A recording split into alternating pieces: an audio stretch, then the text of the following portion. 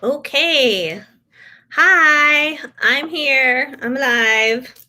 We are live. We're doing our thing.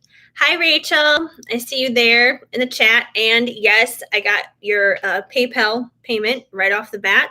So we're good to go. I'm just going to jump in and get started right away because you're here and I'm live and I got the payment. So I'm just going to jump in, and then whoever else comes in is welcome to order whatever it is that they want, and we'll just get started. So I hope you've been having a good week, but let's see what you need to know for in general stuff. Let's see what we need to know in general. I swear, if we get like the same messages over and over again with the guy, that's going to be kind of crazy. But let's see what Rachel needs to know in general for her life right now. So we have the Fool, which has popped out here. So it seems like either you or someone around you is wanting to take a leap of faith right now, basically. Someone who just wants to dive headfirst in pretty much.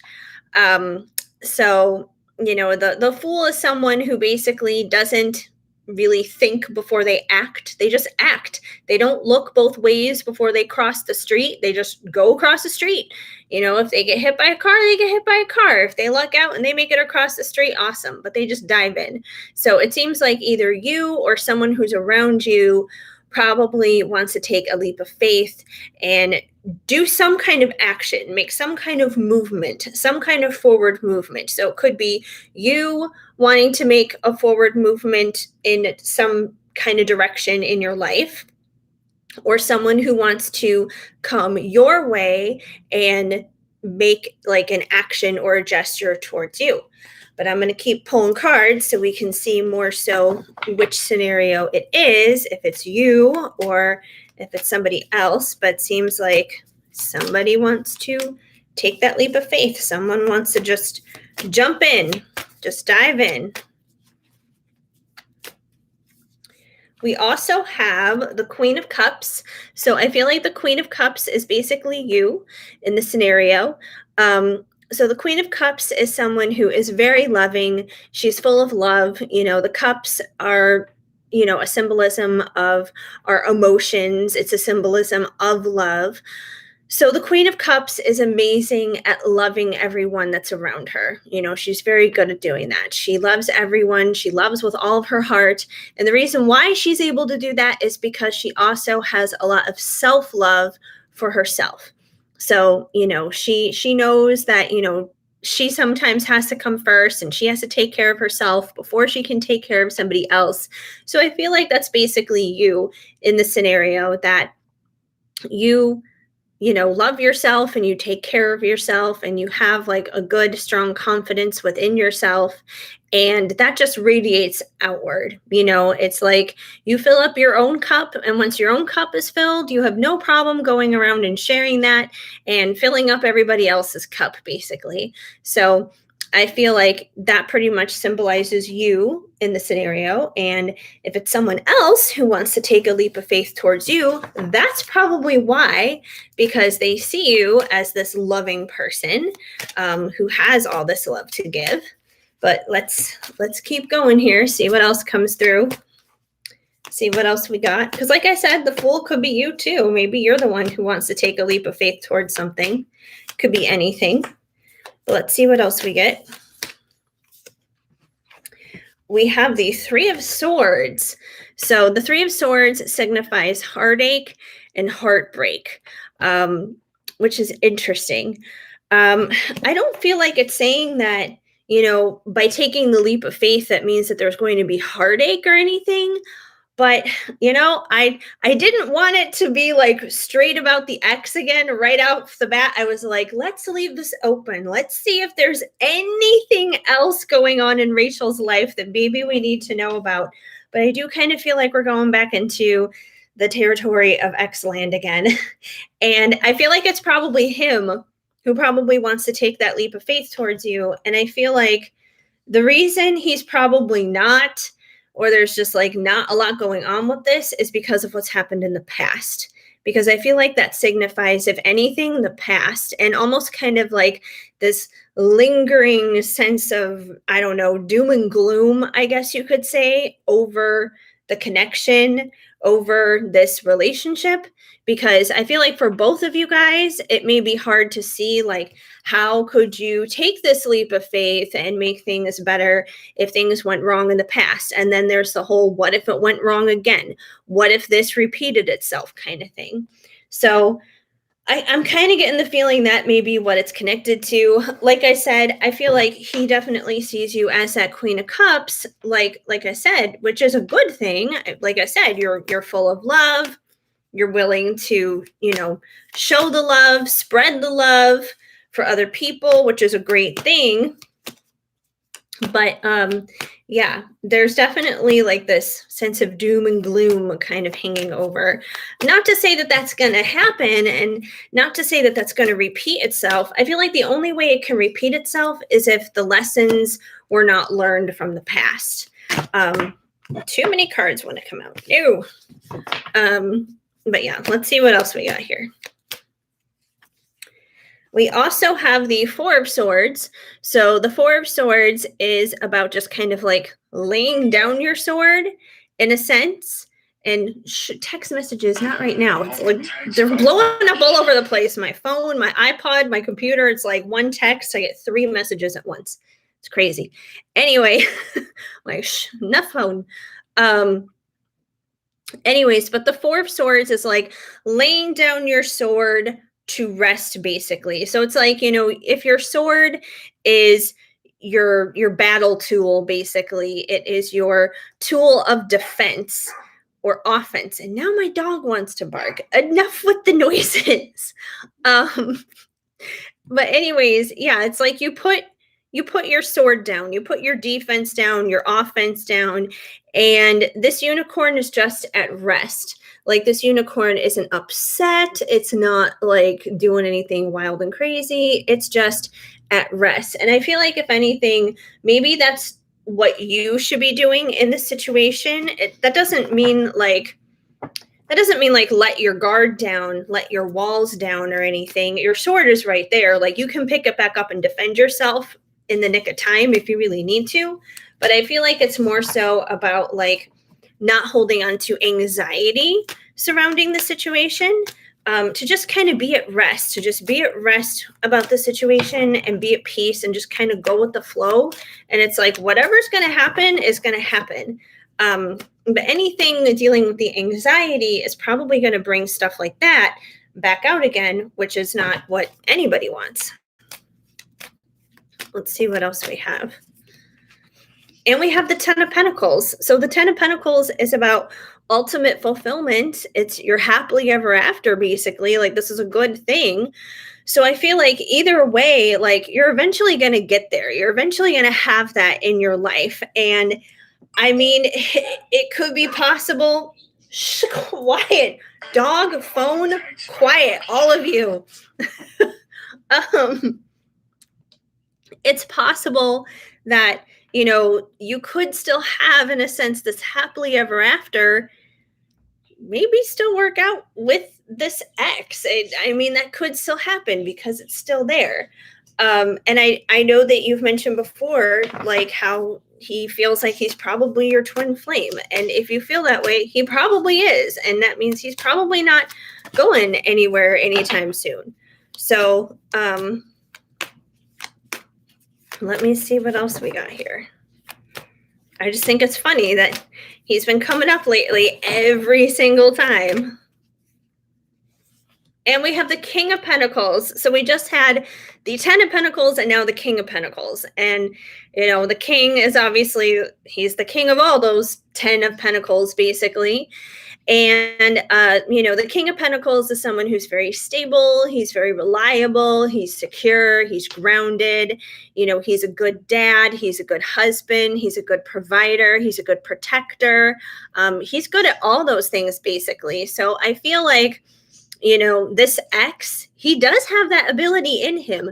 Maybe he was lacking that the last time you guys were together, which was why it amounted into this. but he does have that ability in him. And, with having the 10 of Pentacles and the King of Pentacles come out together here, I feel like that's kind of indicating like, yeah, you can have that happily ever after happen basically with him. So, yeah. Hi, Anthony. Okay, you sent me a payment through PayPal. Awesome. I will get to you after I'm done with Rachel. Rachel has 2 questions, so we're on her first one right now. And we have the 9 of Wands. So the 9 of Wands is the wounded warrior, basically. You've been to battle dealing with this guy, dealing with this situation. You've been to hell and back, basically, and you're not giving up. Seems like he's not giving up either, because like I said, he wants to take that leap of faith. So it's like you can run, you can hide, but you can't escape this necessarily. So you just have to keep pushing through, pressing on. Let me get some oracle cards here for you, though, with the situation, and then we'll check in with love, which I'm sure is just going to be more of the same. But I can't help how it comes out. If it comes out like that, it comes out. Let's see. What oracle cards shall we go with? I'm going to take out some Sacred Creators Oracle just to see what else we got here. Just to kind of leave it open-ended if there's anything else we need to know, even if it's not about the ex, just because I think it's really funny that this ex is the fixation every time. But it's obviously the thing that you need to know, and where there obviously must be growth and things like that happening. So you have unstick the stuck. So, and this actually makes a lot of sense because, the past few weeks, it's been a lot of stuff about him coming up in every single reading. So if he's been coming up a lot in this situation, this topic has been coming up a lot, I feel like there might be somewhere that you might be stuck, at least in terms of like your own thinking, or in like, yeah, just like in your own mind frame, kind of within your own spiritual well-being. There could be an area that maybe you're stuck in terms of healing or something, which is why it's like we're kind of in this loop right now where he keeps coming up, he keeps coming back. Like this whole thing just keeps repeating and repeating and repeating itself. And I think it's because there's something here that needs to be addressed. And if it's not, from the without externally, it's something internally, probably within both of you, that needs to be addressed. Because if it needs to be addressed within you, it's going to need to be addressed within himself too. So it seems like something is stuck. I feel like there's something internally stuck for both of you. He's with someone else. But even if he's with someone else, like that doesn't change that there's something like on an internal level for both of you that needs to be addressed. Like for him, whatever he needs to address internally will probably like have him get out of that situation. But he's probably not going to realize that or connect with that until something clicks within you internally on your end. So it's not just all him.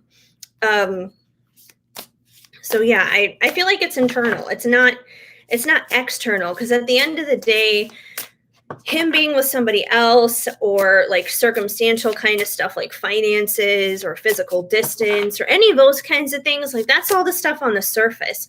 That's just all the stuff you see on the outside, which is a product of something that's happening internally. So I would really explore the internal here, because I feel like that's where things are technically stuck.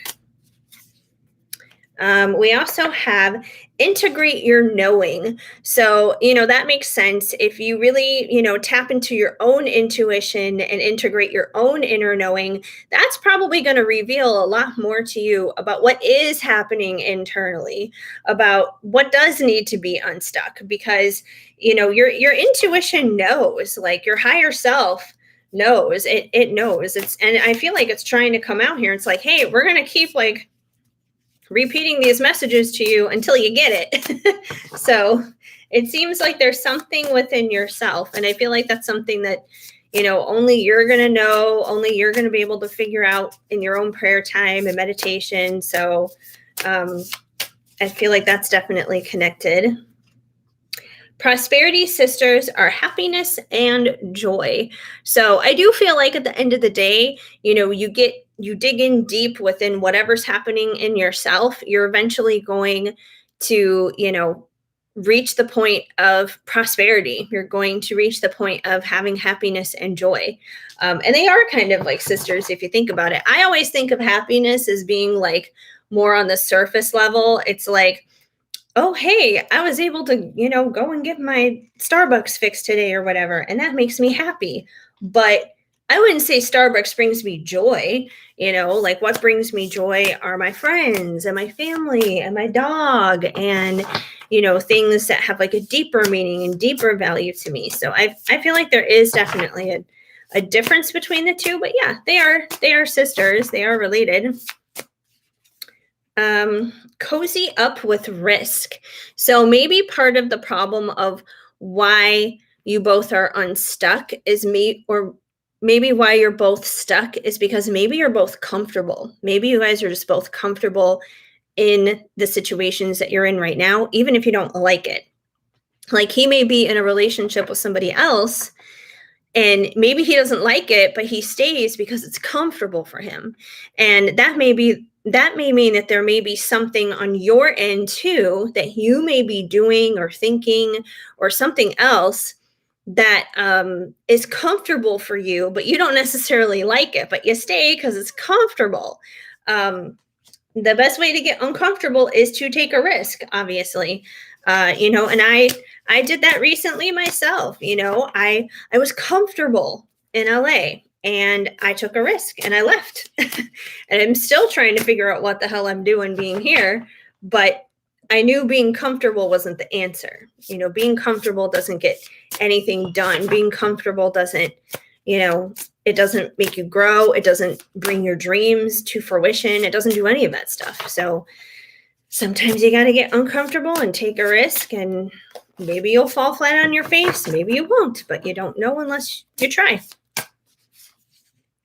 And we have success in transformation. So that totally makes sense because it is definitely a time of transformation. And it takes time. It takes time to do that. It takes time to go from being comfortable to stepping outside of your comfort zone, taking those risks. Like cozy up with risk here kind of reminds me of that Fool energy.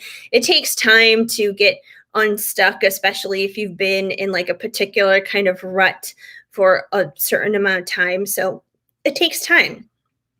But I think the important thing is as long as you're putting in the effort and and you're aware, like your success is the destination, but it takes time. It's a metamorphosis,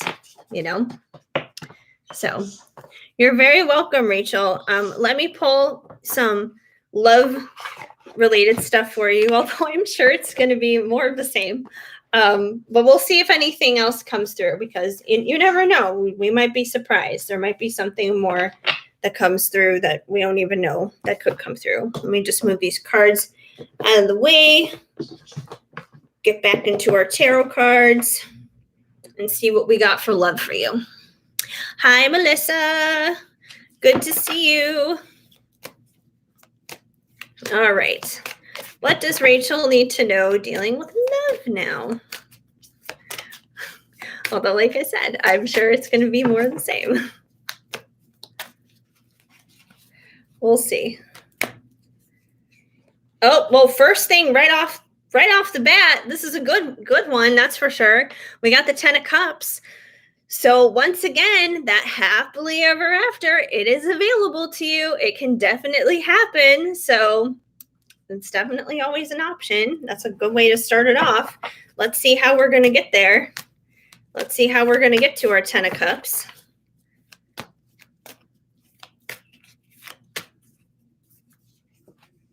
We have the Hanged Unicorn, which makes a lot of sense with where you're at right now because, once again, with the other cards that were coming out with like being stuck, in a sense, the Hanged Unicorn is basically stuck because he's hanging upside down there. but similar to the card that mentioned there is success that comes out of transformation, that's what's happening here. I always look at like the hanged unicorn or the hanged man, whatever it is. I always look at it as like being in a cocoon. It's like the cocoon stage of your process. You're no longer a caterpillar, but you're not quite a butterfly yet. You're in the cocoon. And no one sees what's going on when you're in the cocoon, but it's like literally the caterpillar turns into like liquid. The caterpillar gets like super disgusting and gross, which is why it's inside this protective cocoon. And I mean, can you imagine that? Like, imagine if your body suddenly turned into all out liquid because you were transforming into something else. I can't even imagine how painful that would be. But sometimes we go through that emotionally. And I feel like you may be kind of experiencing this right now, especially dealing with that ex. You could be like feeling like you're liquid, like, I don't know what I'm doing. What am I becoming? What's happening here? But on the other side, you're going to come out this gorgeous, amazing, beautiful butterfly. So, that's kind of the phase that you may be in right now, dealing with him in order to get to your 10 of cups, basically. So it's not easy, but it's worth it. So, like I said, transformation happening here. That definitely happens only with time. It happens with getting uncomfortable. It happens with taking risks. It happens with looking at, our own habits of where we're stuck. And, 99.9% of it all starts right here in the good old noggin. That's where it all begins. So that's where you should probably start. And we have the 9 of cups. So I feel like right now, with where you're at while you're in that cocoon, you also have this 9 of cups energy happening, which is kind of like you're your own genie in a bottle. You have the ability to make your own dreams come true.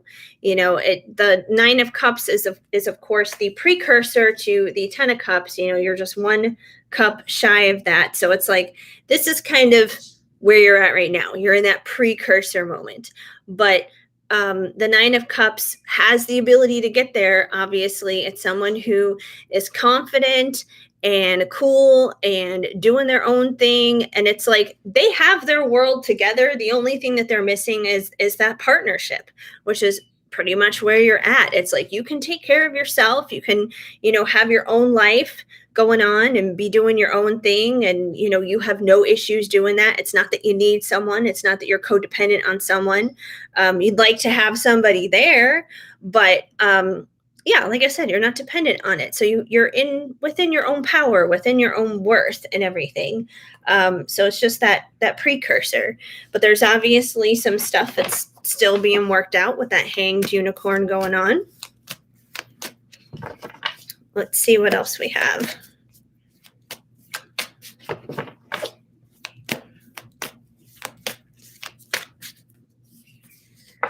and we have the 4 of wands.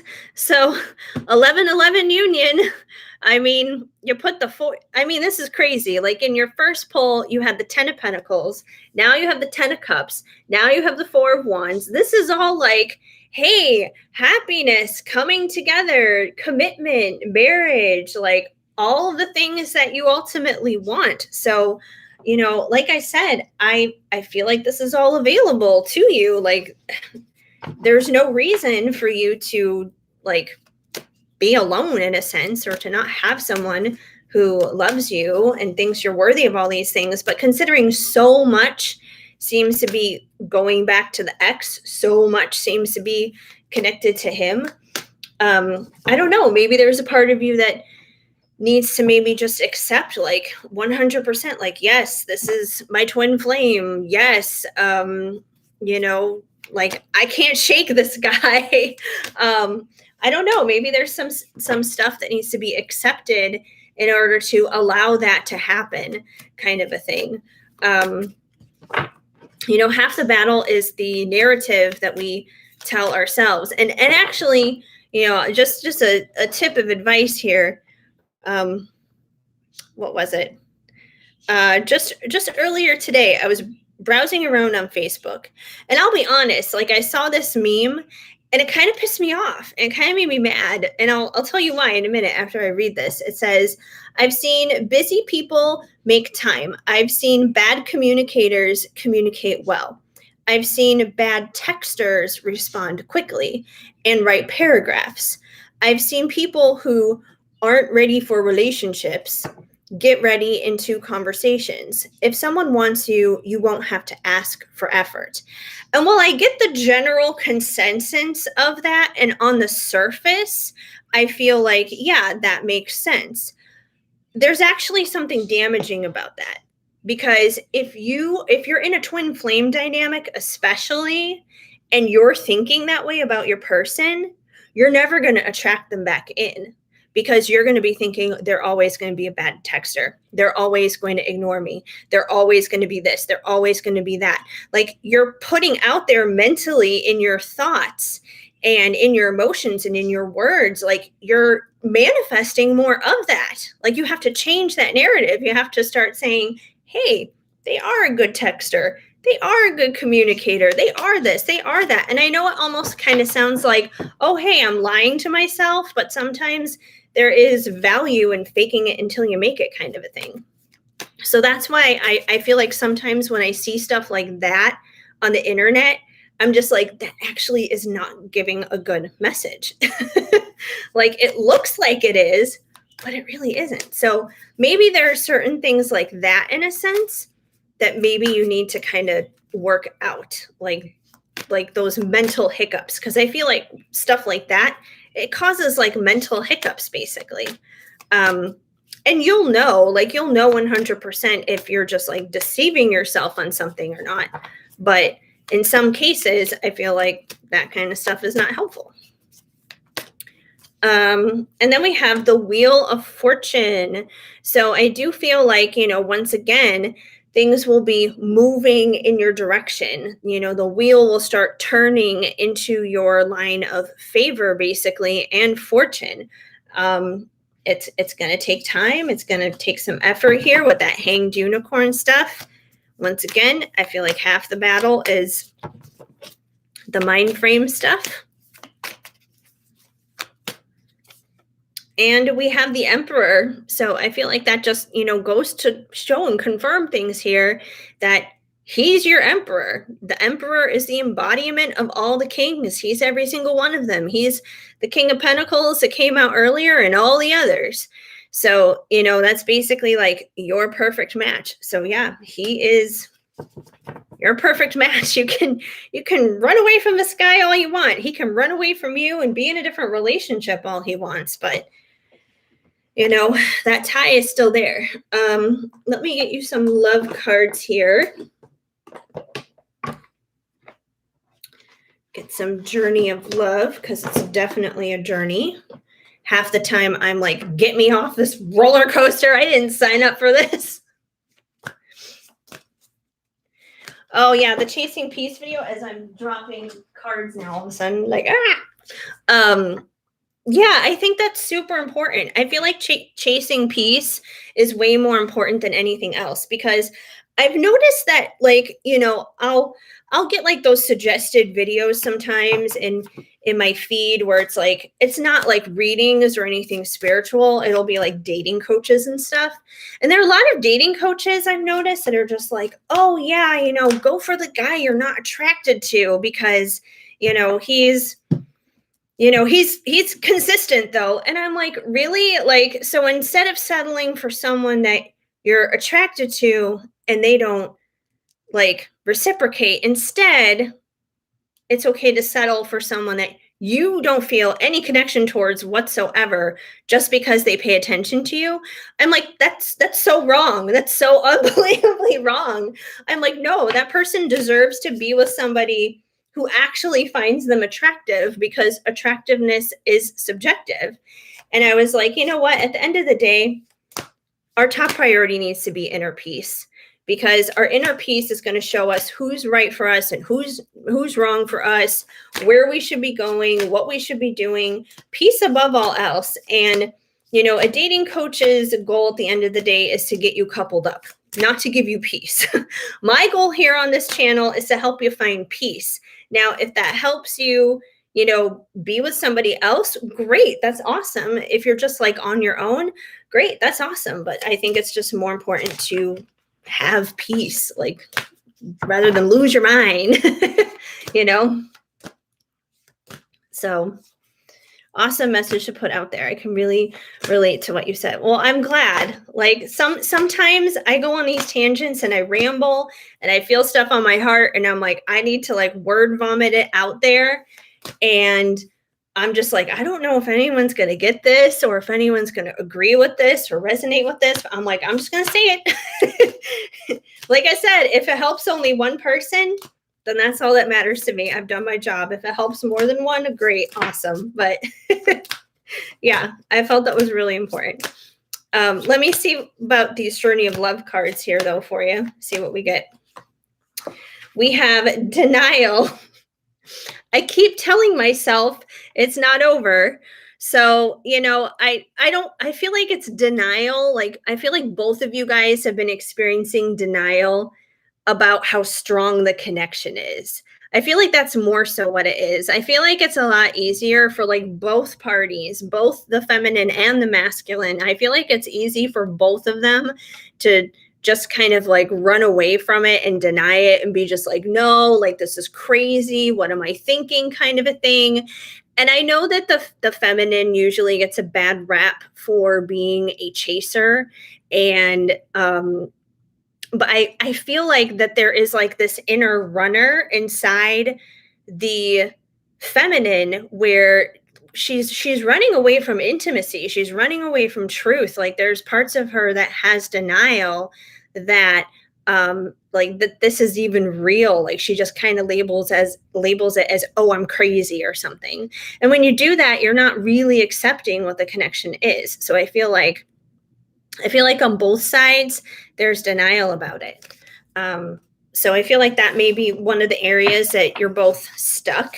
His way of handling it is just by being with somebody else. He's like, oh, well, I don't need to think about this because I have this other person.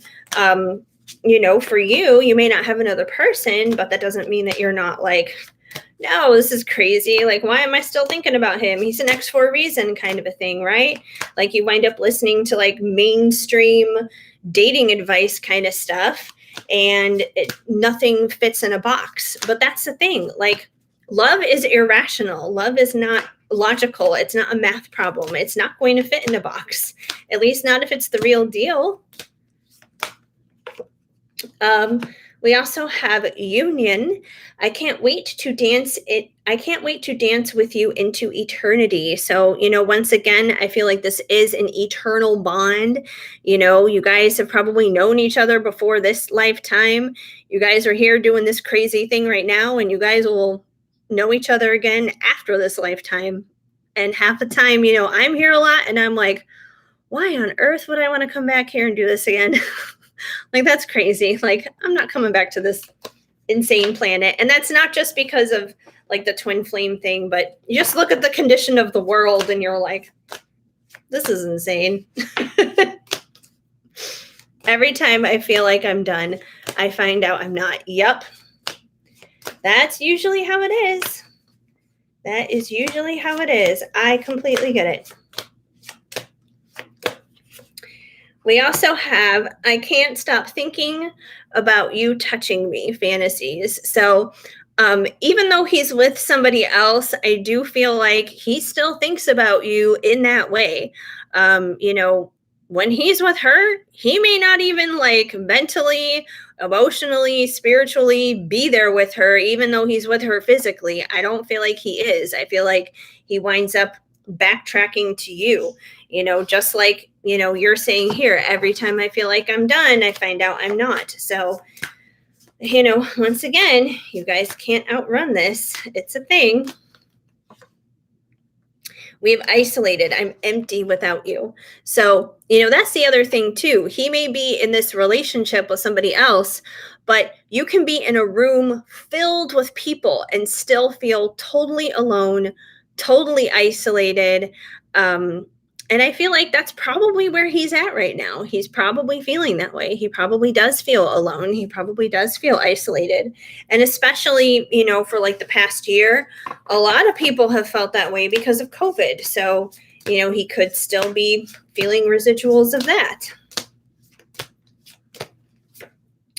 And we have, I'm so afraid to tell you, fear. So once again, I feel like he does want to talk to you. He does want to take that leap of faith. He wants to be that fool card. He wants to address things. He wants to communicate, but he's scared. He's scared of how things are going to go between the two of you. He's scared of the end result, especially considering everything that's already happened. So yeah. But that's pretty much what I got there for you, Rachel. And yeah, I mean, I understand. Like I said, if there's anyone who gets it, I understand it. I don't do twin flame readings because I find them to be cool. I do them because, unfortunately, I have a very, I don't want to call them stupid, but sometimes it feels stupid person who drives me nuts. So I get it. What's the point? I get it. It's not fun. Not a fun situation. Okay. And I know Anthony is next. I'm going to check my phone really quick, but I'm pretty sure he is up next. And my wrist is hurting. I have no idea why. It's been like hurting all day. I don't know what I did, but it hurts.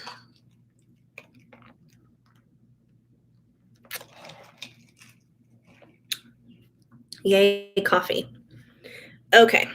PayPal. Let's have a look at you. There we are. All right. All right, Anthony. I see you there. What is your question? That's all I need to know now is what your question is.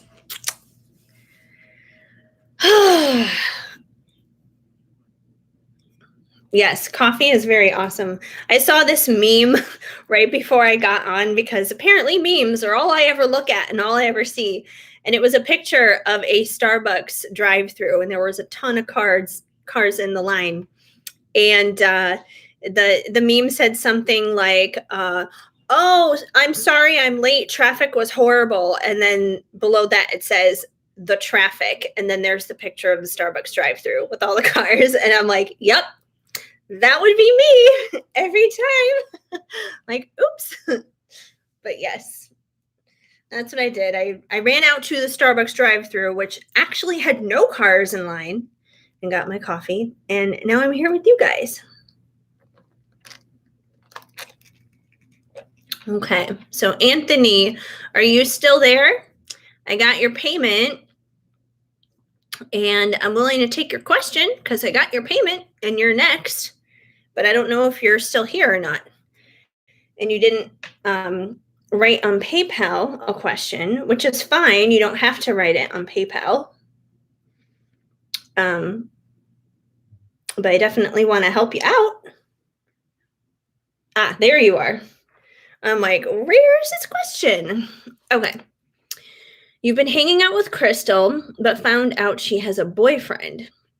When you confronted her about it, she said it's complicated and she's going to break up with him. What are her intentions between me and her? Oh boy. Well, the fact that there's a third party now obviously has already complicated it, but let's see what's going on. Let's find out what Crystal's intentions are towards Anthony.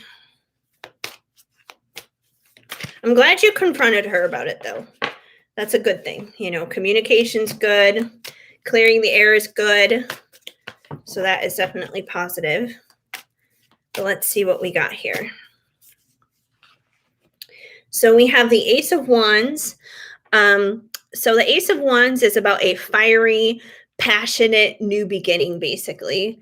You're a Sagittarius and she's a Gemini. Well, half the problem right there is the fact that she's a Gemini, but I would know dealing with my own Gemini. But anyways, Yes. So the Ace of Wands is about a passionate new beginning. So I feel like when she looks at you, even though she has a boyfriend, even though she is committed elsewhere, when she looks at you though, she feels the sparks. Like she does feel like there could be this passionate new beginning between the two of you guys. I don't know what the context of her relationship with her boyfriend is. I don't know how long they've been together. Maybe it's not all that exciting. Maybe there's not a lot of passion. Maybe there's not a lot of heat there. Maybe she's not as attracted to him as she is to you. But I feel like this is definitely an indication that she is very attracted to you, that she would like to have this passionate new beginning with you. So the fact that there is desire and there's attraction there, it's definitely there. So she does feel something, that's for sure. She probably, if anything, feels tempted to not be with her boyfriend because there is that magnetic draw basically between the two of you guys. So that is for sure on that end of it. Let's see what else we have.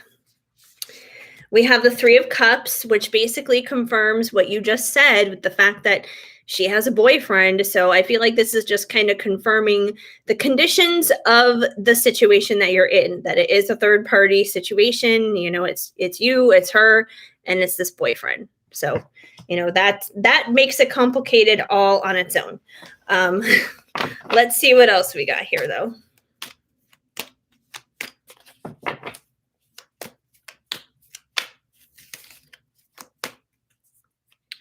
We also have the Five of Swords, which is definitely about conflict and chaos. And, the fact that there is this third party that automatically does put a wrench in things. And I feel like, if anything, this is her internal conflict. This is her internal chaos because she has this relationship with her boyfriend. She has this passion and desire and attraction that she feels towards you. So she's really kind of all torn up inside. So I feel like, I don't feel like she wants to hurt you or anything on purpose. And I feel like she probably doesn't want to hurt him either. She probably doesn't want to be in the situation at all, stuck between two guys, basically. But that's kind of the situation that she has herself in right now. So I don't think she means like anything hurtful on purpose. That's for sure.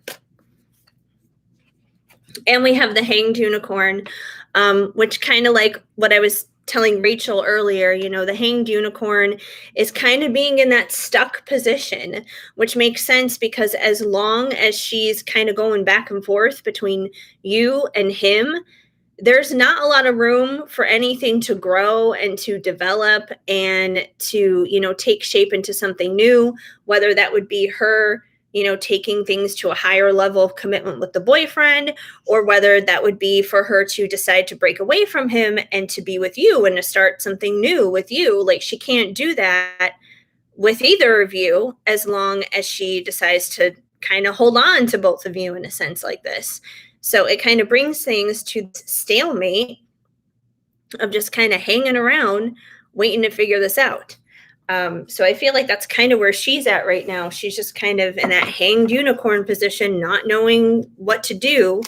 The advantage about the hanged unicorn, though, is because it is usually a time of transformation when we're in that kind of energy, is hopefully with her being stuck between the two of you guys, hopefully it's bringing her some kind of clarity and growth within herself so that she can figure out what it is that she wants. Because I feel like the girl just doesn't know what she wants in a lot of ways. She just doesn't know. And we have the Lovers. So, like I said, I feel like she has real, genuine feelings for you.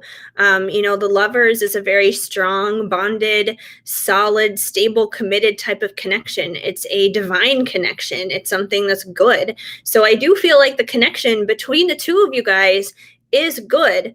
Once again, we talk about twin flames a lot here. And I know that a lot of twin flames find themselves in these very particular third party complicated situations. That could be the situation that you guys are in right now. because like I said, I don't feel like she's doing this on purpose to hurt you or him. If anything, I feel like the person who's hurting the most out of this right now is her, because she's confused and she doesn't know what to do, and she doesn't want to hurt anybody, and she's got like all these mixed emotions, and she's got to figure herself out first and foremost.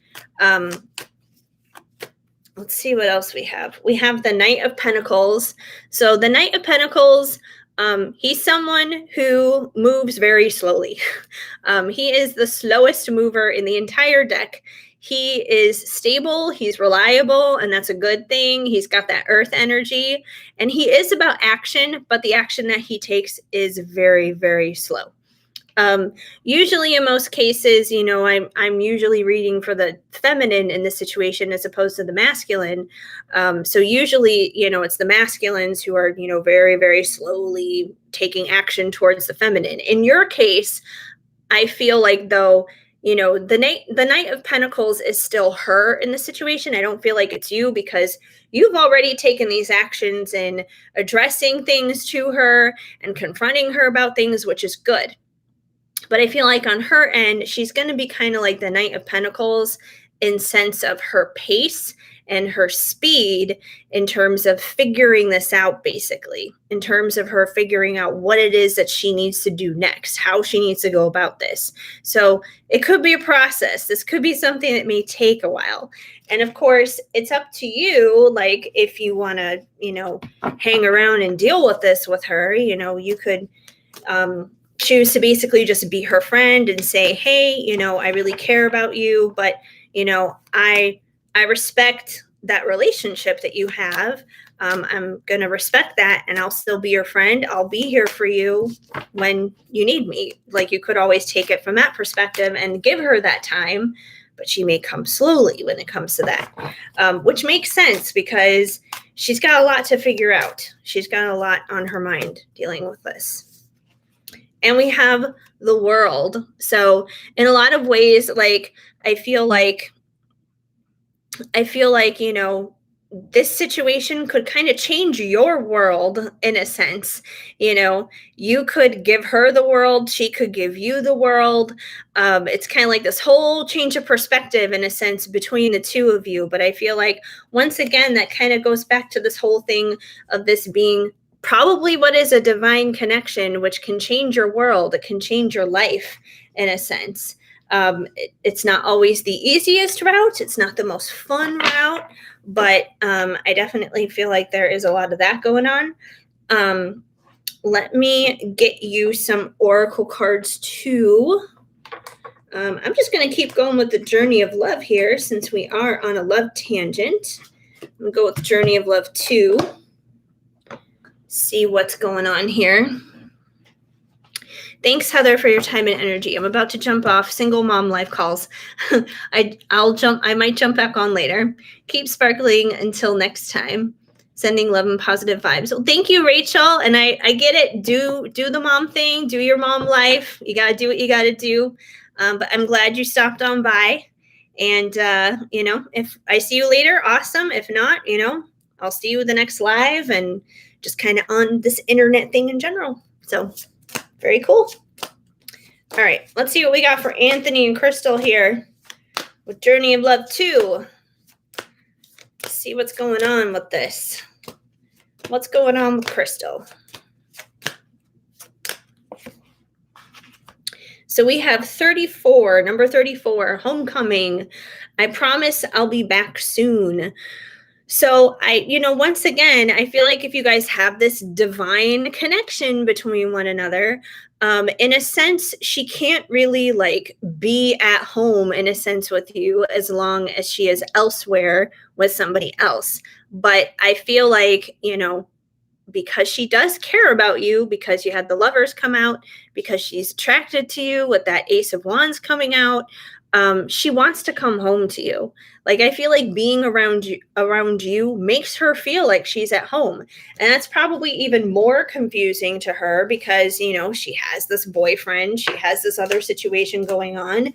She probably feels like, I'm supposed to feel like I'm at home with him. But no, I feel that way with this other guy who I'm not with at all. So once again, I don't feel like she has ill will. I don't feel like there's any bad intentions towards you. She's very confused. If anything, you need to give her some grace and understanding and patience. It doesn't mean that you have to like sit around and wait for her or anything like that, but I feel like that's basically kind of, it's almost like loving someone from a distance. I feel like that may be what you need to do best with her, is kind of love her from a distance. And we have doubt. I don't know what to do anymore, which makes sense because she's confused, she's conflicted, she doesn't know what to do. So I feel like that's just kind of confirming her emotions there. I can't tell you how many times I was picking up on that. I'm like, this girl does not know what to do. She's very lost. She just does not know. And that explains why she told you it's complicated. I don't even feel like it's necessarily her relationship with her boyfriend that's complicated. I feel like it's her emotions, it's her feelings that are complicated. She probably doesn't know necessarily how to verbalize it, because when we're conflicted like that sometimes inside, it's like how do we even put that into words? We don't even know sometimes. And we have intimidated. I'm so nervous around you. So I feel like, that's another thing too. It's weird. Like, and I can vouch for this as a girl myself. Um, Especially with that right person, you can feel completely at home with that person. And at the same time, there's almost like this nervous energy, which I feel like that nervous energy is probably coming from that Ace of Wands energy, that attraction, that magnetism energy. That's what gets to be a little overwhelming, where you start feeling intimidated and nervous around that person. So I feel like she feels at home with you, but she's also nervous around you at the same time. She feels a little intimidated by you. And I, as a feminine, I can relate to that myself, because that's how my person makes me feel. Like, I can feel totally at home with him, but then at the same time, I feel like that same 14-year-old that I was when I first met him. Like, I don't know how to act around boys. I don't know what to say to you. She said she's not feeling it because she found out he has a kid. Oh, wow. Well, that's interesting. So I'm assuming they must not be together very long if she just found out that he has a kid. I feel like that would be something, like if you're dating someone, I feel like that would be something that would probably come up fairly early. But yeah, maybe she's not ready to have kids. She could use that as an out with him, if she wanted to. And that would definitely make things more complicated on their end of it.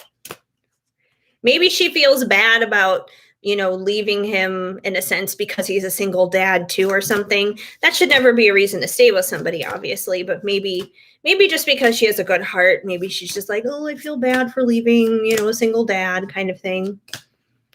Yeah, they've been together 4 to 5 months now.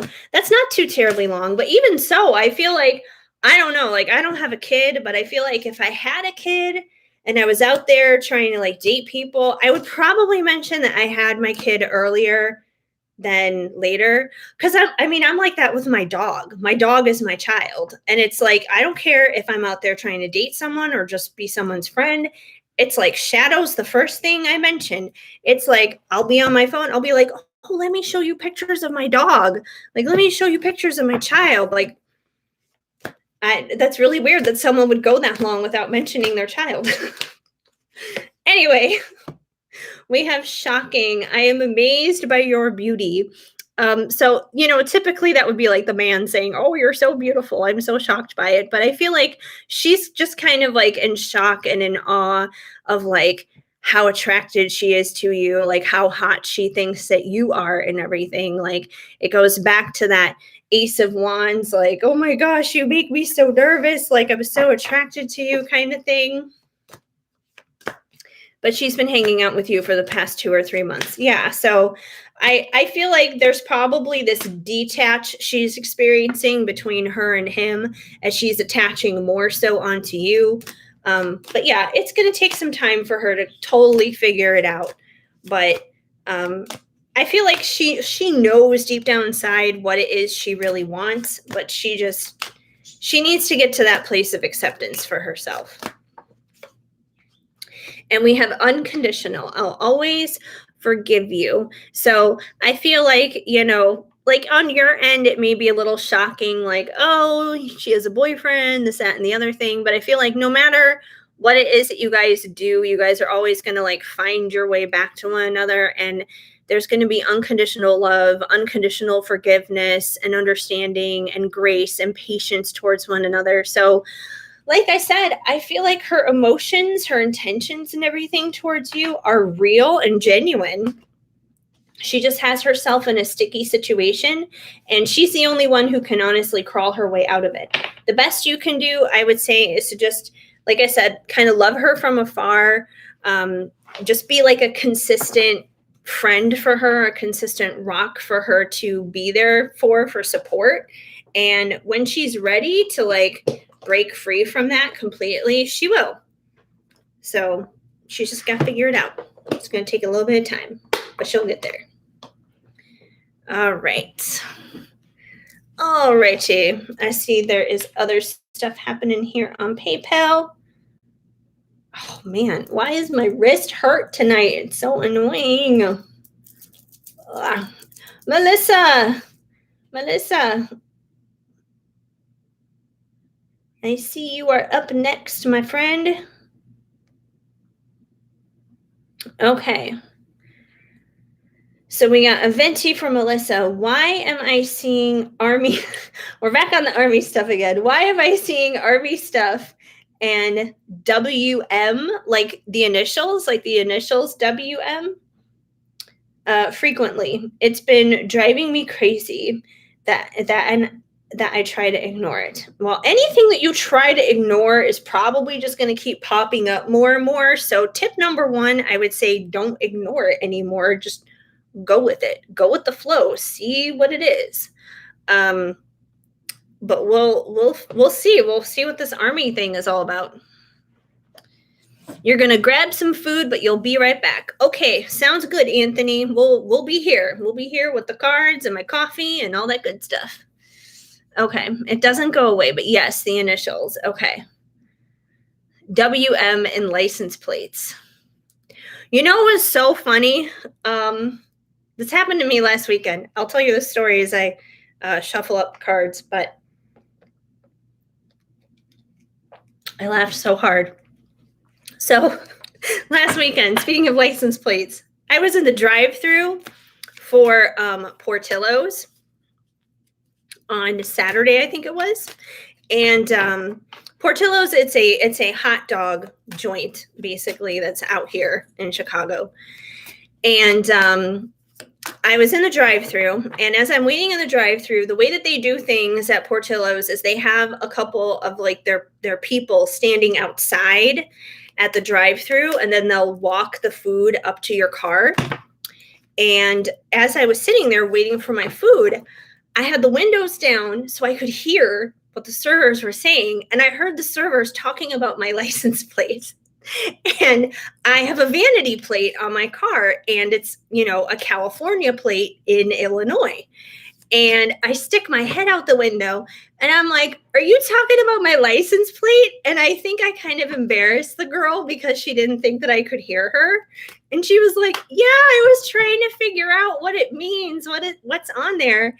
And I have a star, like a star symbol on my license plate because, in California, you can have a heart, a star, or a hand if you get a vanity plate. And I have a star on there. And she was just like, how did you get that on your license plate? And I told her, I was like, it's a California thing because they don't do that in the other states. Like they don't do that in Illinois. And she was just like, oh man, I gotta move to California. I was just like, yeah, California is awesome, but it's also crazy expensive. But I just thought it was so funny. Like they were so entertained by my license plate. Because I've never seen anyone react to it like that before, because people don't react to it like that in California. But here they're all like, oh my God, like there's a star on your license plate. What's going on? I thought it was so funny. I was like, you guys are making me feel like a star or something. It's really not that impressive. So anyways, that's my little license plate story. on trucks, etc. It irritates you, and you really don't like the army stuff because you don't like authoritative institutions or any institutions for that matter. Well, I don't know. We'll find out. We'll find out what the army thing is. Let's find out what is the army thing and what is the WM thing. Let's see what we need to know here. All right. So, first card, Four of Wands.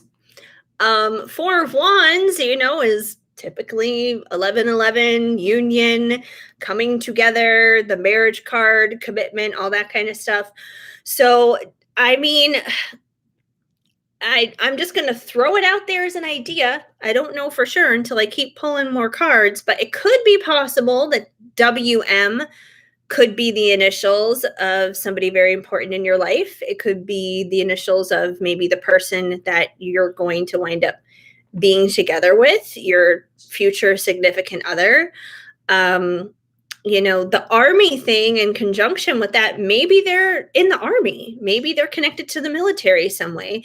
Now, just because you don't like institutions and, like the army stuff or whatever, that doesn't mean that they're bad people that are in there or whatever. I mean, at the same time, the army is important because if we didn't have the army, then our country would be completely unprotected. Like, that's a good thing to have. So, they're good people who fight for our country all the time. We have holidays like Veterans Day and stuff like that, Memorial Day, for a reason, because these people, go and fight for us, basically. So, it's not like the 1700s and we all have to go find our own muskets or something and fight, basically. So it could be the initials of someone who works in the military in some kind of connection with that maybe you're going to have a significant connection with. But let me see what else we got here, because that's just basing it off of one card. But let's see what else comes through.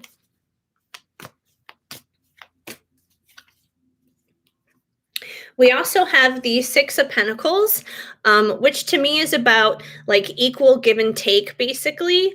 So if this is about a person that you're going to wind up being with, if this is a person who, winds up being like your husband or your soulmate, your twin flame, whatever it is, I feel like there is going to be equal give and take between the two of you in your connection, in your relationship. It's not like it would be like all you doing the work or all them doing the work or all this, that and the other thing. I mean, military people are very disciplined. So, I mean, I feel like they would be disciplined to understand like, hey, I need to do my part and you do your part, kind of thing. So I do feel like there would be equal give and take. That's true. California is chaotic. That's nice that they liked your license plate. Yeah. It is chaotic. I'm really going to miss my license plate when I do wind up having to get an Illinois plate, but that's not until like May of next year. So I have a while, which is good. That's fine. I don't mind driving around being the oddball Californian. And we have Strength that came out. Now, obviously, it takes someone who has a lot of strength, basically, to be in the army, to be a part of the military. And I don't just mean that from like a physical standpoint. Like, I know that there are certain physical regimens and that kind of thing that people have to meet and do when they're in the military. But I feel like that's also just kind of in regards to their mental stamina and that kind of thing as well. Like, they're very mentally strong. They're physically strong. They're mentally strong. So yeah, they're a strong, solid person. They're a strong and solid person. But I do feel like this is probably about a person because you're getting initials and they seem to be connected in the military. And especially if you yourself decide to go and like travel somewhere, like if you're traveling in Colorado or anywhere else, you never know who you're going to meet when you're traveling. And military people travel a lot too. So And we have the Nine of Cups. So, the Nine of Cups is just that one cup away from a Ten of Cups, ultimate fulfillment. The Nine of Cups is also kind of like that genie in a bottle kind of status. Like, you can make your dreams come true. You can make your wishes come true. So I feel like, if anything, when you see this army stuff, when you see the initials, don't be scared of it. Like, there's nothing to be scared of. There's nothing to fear when it comes to it.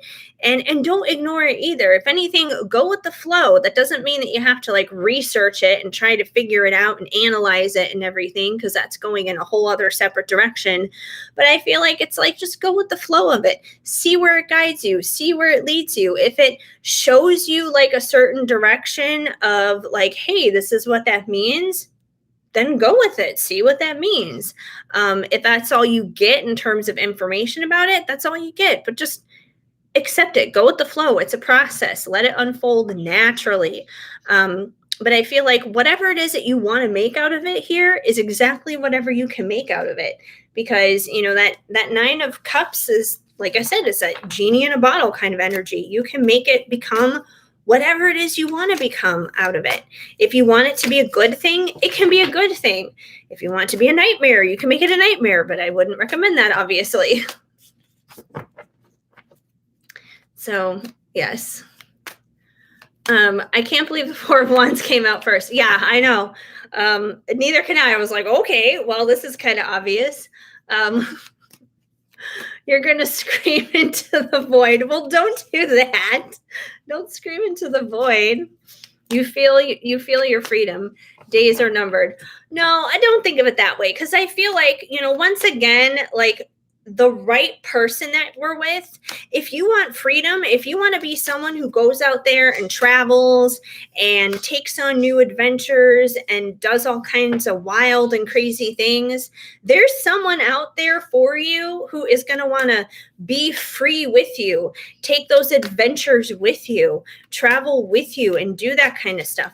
I see travel bloggers do it all the time. Travel bloggers go and travel the world, and they have their husband with them, and their husband is the one who winds up taking all the cute pictures of them all over the place and stuff that they put on their blog. But the point is, they still have their freedom. They just have a partner to enjoy that freedom with. So don't look at it as like a jail sentence. It's a good thing. It's a positive thing. It should be a good thing. And we have the Ace of Swords, which is a new way of thinking, a new way of believing, a new way of looking at things, a fresh new perspective. So kind of like what I was saying earlier, I think it's time you change your perspective on this. Instead of like dreading all of the army stuff or freaking out and like, oh my gosh, I keep seeing these initials. Don't look at it as a scary thing. Look at it as a good thing. Look at it as an adventure. Like, ooh, I have this new mystery to solve.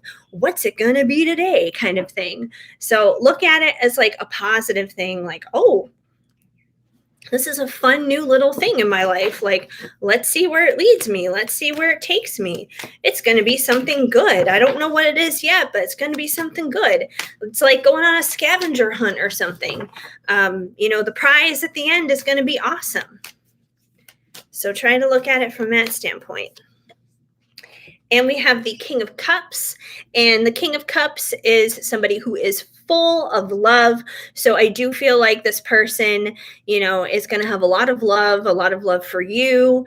And, like, that's a beautiful thing. The only issue with the King of Cups is he's not always the best at expressing that love.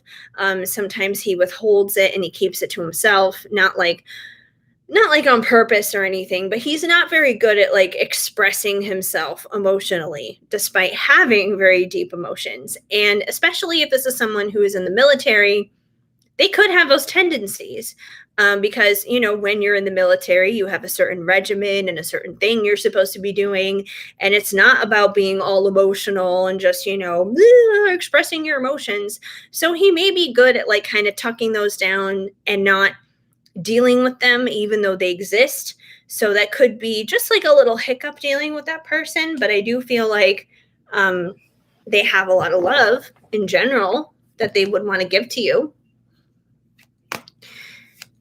Yeah, you like your me time a lot, but you also like hanging out with people and traveling.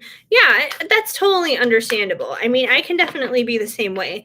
It's just about finding that healthy balance, you know? I think you can do that. The most random thing, I swear, I went to Costco with my sister, and when we were coming back, these soldiers walked past us, and I freaked out.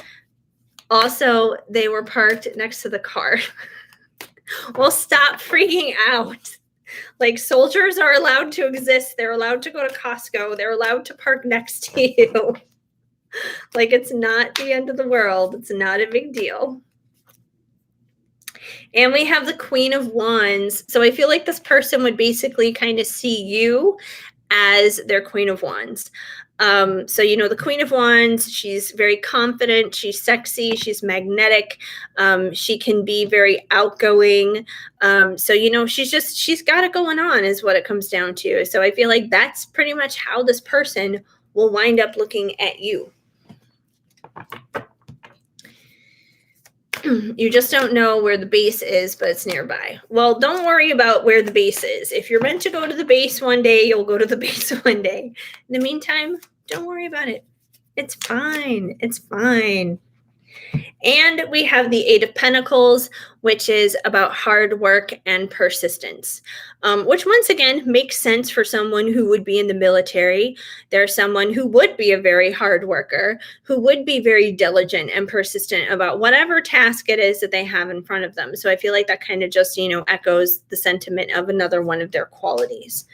Let me get some oracle cards for you to maybe find out some more about this interesting military situation. We'll go with some psychic tarot for the heart, just because it kind of explores all relationshipy kind of things. And maybe it can give us a little bit more insight here on this mystery at hand. Yeah, sorry, just getting sort of excited and wondering who this could be.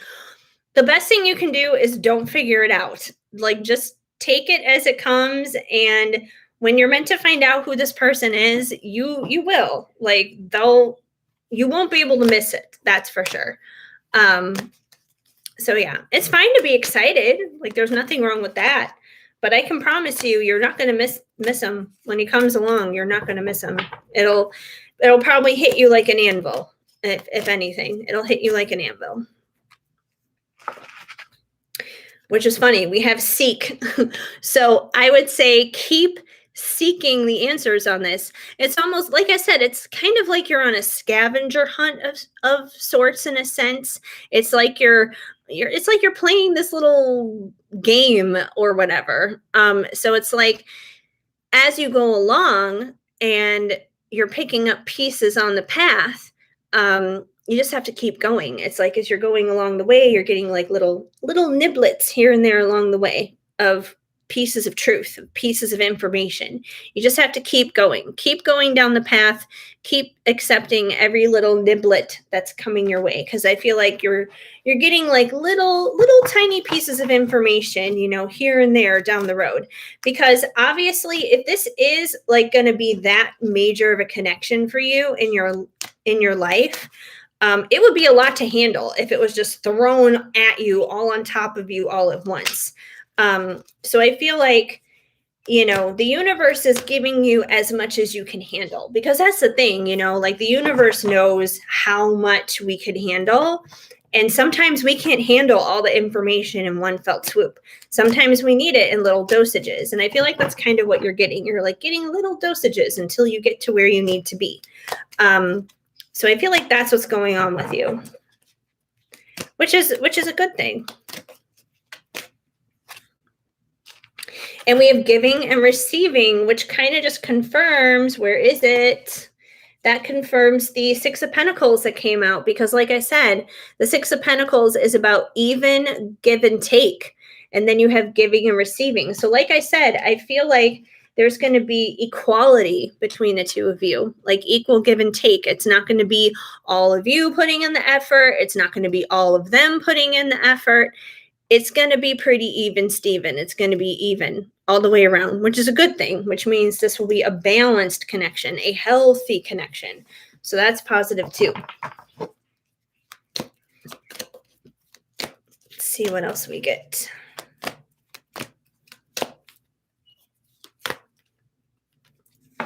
We have the throat chakra. So, the throat chakra is all about our voice, speaking our truth pretty much. So I feel like this person, they may be very honest with you. They may be very truthful with you. They may be someone who's a good communicator, which is once again a positive thing. And I feel like, good communication is probably key here to things being very equal between the two of you and things being balanced. Because if there's not communication, if things are blocked in that department, how can there possibly be equality? How can there be a solid balance? And we have manifest. So I feel like this is in the process of manifesting. It's in the process of coming true, basically, because like I said, you're getting little niblets here and there along the way. And it's kind of like, in a sense, like you're in the process of manifesting them, just like they're in the process of manifesting you. Like on their end, they may be getting like little hints and little clues about certain things dealing with you that they may not understand. They may be seeing MZ, for example, everywhere, and they're like, what's MZ? Who's MZ? Why do I keep seeing this? They could be seeing that. They could be seeing other things dealing with you. That they don't even realize, that they don't understand. But I feel like these are all steps that each of you are kind of inching closer towards to manifest one another. Because I feel like at the end of the day, on both sides, both of you guys want to manifest love. You want to manifest true love, like a solid, good connection, like a solid, good relationship is what it all comes down to. And we have the base chakra. So the base chakra is basically, in this deck, it's like the same as the root, pretty much. So, the root chakra, it's like, the base of our spine. It is the chakra that is the most connected to the earth. It's about, our basic necessities, pretty much, being grounded, being rooted. So I think it's very important for you at this time right now to stay grounded and stay rooted, even though all this is kind of going on around you, but kind of stay grounded, stay rooted in the meantime. Because I know you're saying like, oh, I'm excited and stuff, but it's also easy to kind of like get a little bit too much into our head about it then, with like the overthinking and trying to figure it out, and then we wind up freaking ourselves out, kind of a thing. And that's not what you need to be doing. That's the stuff that needs to come back down to earth, and you need to ground that a little bit better. So try to stay grounded, even though this is all going on, which is very exciting. I get it. Very exciting indeed, but try to stay grounded, because that's going to help too. You wondered what other signs are appearing to this person, but yes, it feels like mirroring, but you're not sure really. You probably are. I mean, if it's that important of a connection, you probably are. Like I said, they're probably seeing MZ everywhere. Yes, you've been meditating daily and journaling. Well, that's good. And that's going to help you in staying grounded too. And love. What do you know? We have love coming through. So I feel like that just kind of confirms the whole thing, especially with the 4 of Wands coming out there at the beginning, that, you're seeing all this military stuff and the initials and everything else, because it's connected to it being your person. It's all connected to it being love. Okay. And I know you have a second question. Let me move these cards out of the way here so I can get to that next question. OMG. I see. Yes, it does confirm stuff. Well, that's good. That is good. Confirmation is a good thing. It's very positive. Okay. Move this out of the way. My wrist is still hurting. It's so annoying. All right. Back to PayPal. Okay, we got your first question. All right. Your second one, a tall. Will social media marketing be something positive for me to pursue for a career? All right. Okay. Let me see. Social media marketing. I need a social media marketing oracle deck. um, you're not sure about pursuing marketing. You're applying to jobs for that, but you're not sure about it. Okay. Let me see. Let me see what deck I need for that. Which is funny. I actually used to do that back in the day when I was doing stuff with music. I've been down that road. I have been down the road of social media marketing. And at least in the music industry, it gets crazy. But that's a different story. Let's see. Social media marketing. I mean, I could go with the Soul Purpose Oracle, but I'm feeling kind of doggy right now. I'm gonna go with the Divine Dogs on this one. I did. I mean, I did enjoy it. Let's see. I worked for Dream Records for a little while, which is they're a Christian record label. When I was working for them, they were still in LA, but I think they've moved to Nashville since then, because that was like maybe 11, 12 years ago, something like that. Like that was a really long time ago. But I worked for Dream Records. I worked for this music producer named Bell Ringer for a while. That was a little bit of a weird situation. I worked in the music department, not really doing social media marketing, but I worked in the music department at E for a little while. So I would like help pick out music and stuff that they would, put into like the Kardashians and things like that. I was actually very close to being a social media person for Ryan Seacrest for a little while, but I didn't wind up doing that. So I did a whole bunch of different things. So yeah, but it is fun. It can definitely be a journey.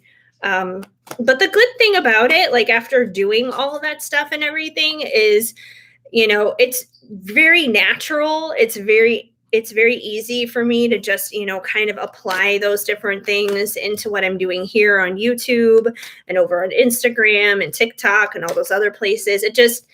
It comes naturally. I think the thing with social media marketing is it's almost like its own language in a sense. It's like you got to be able to speak fluent in hashtags and stuff, hashtags and trends and all that kind of stuff.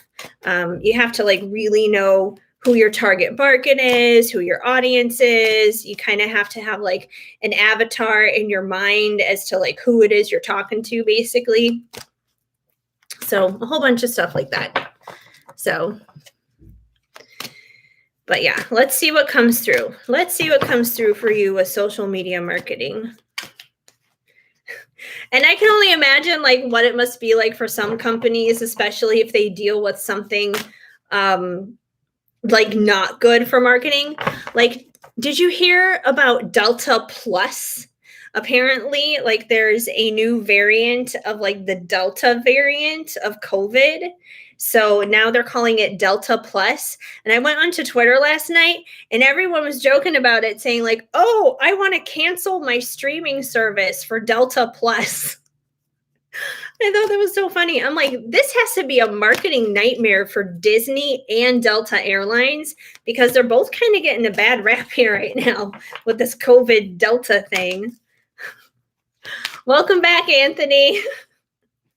I hope you got your food. Okay.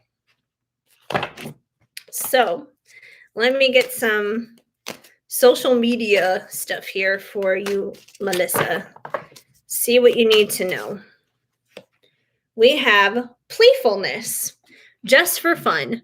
So number one, if you're applying to those jobs and, you're exploring those options, I don't think there's anything wrong with that. There's nothing wrong with putting yourself out there and trying that. The other thing too is, at least like, especially for me, when I've done a lot of my social media kind of stuff, I don't necessarily really see it as work.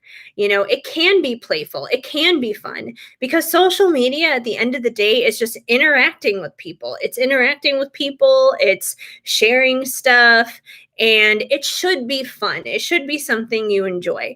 So, if you're applying to social media jobs and you don't think you're going to have fun with it, you don't think it's something that you can be playful in, then I would say don't do it. But if it's something that you feel like you can enjoy and could be playful for you, that you could have fun doing, which I feel like social media basically is. I mean, if you enjoy like making memes and laughing at memes and stuff like that, then yeah, social media would probably be right up your alley. So if it's something that you could be playful with, go for it. Why not? Um, Half the time I feel like I should just be paid for looking at memes and stuff. Like yesterday, I don't even know how it came up in my YouTube suggested videos. It was like, I don't know, 30 seconds long. It was a video of Donald Trump dancing to the Home Depot song. And I kid you not, I probably watched that video like 5 times just because it was hilarious. Like it was spot on. So if you just like put into YouTube like Donald Trump dancing Home Depot, it is hilarious. And then of course after that all day long I had the Home Depot song stuck in my head, which was really annoying. But I mean, the internet should be playful and fun like that though, because that's playful and it's fun. And yeah, I mean, I could just go down a rabbit hole with that stuff. Arrogance, get off the pedestal. So I don't feel like this is saying that, you're arrogant or anything like that. Um, you know, I guess what it's basically saying is, in a sense, never feel like you're too good to do this or too good to do that, which I don't feel like is you. I don't feel like that you're someone who would be arrogant or who would feel like, oh, I'm too good to do this or I'm too good to do that. Maybe there are other people around you or something who kind of question like, well, why would you want to do social media? Like, is that beneath you or something? Um, but yeah, I don't feel like you feel arrogant about it or anything. Um, we have tenderness, gentle, loving care.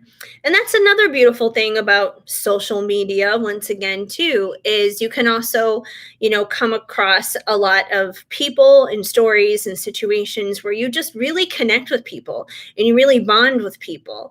And, there is kind of like this overall general consensus of love. I mean, just look at this card, for example. You got the big German Shepherd and the tiny little kitten. And how many of these videos do you see circulating on the internet of like the big dog and the little kitten and they get along and stuff like that? Like, once again, it's like the coming together of like two different worlds, two different species kind of a thing, and people just like getting along and loving on one another.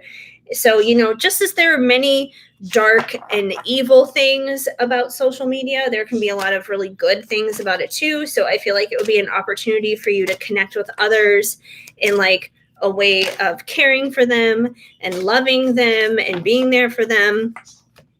In a lot of ways, I do that here on this channel because, a lot of times people are going through stuff and they want to have a better understanding of things. And there's a time to laugh and be playful. And then there's a time to, let people know that everything's going to be okay.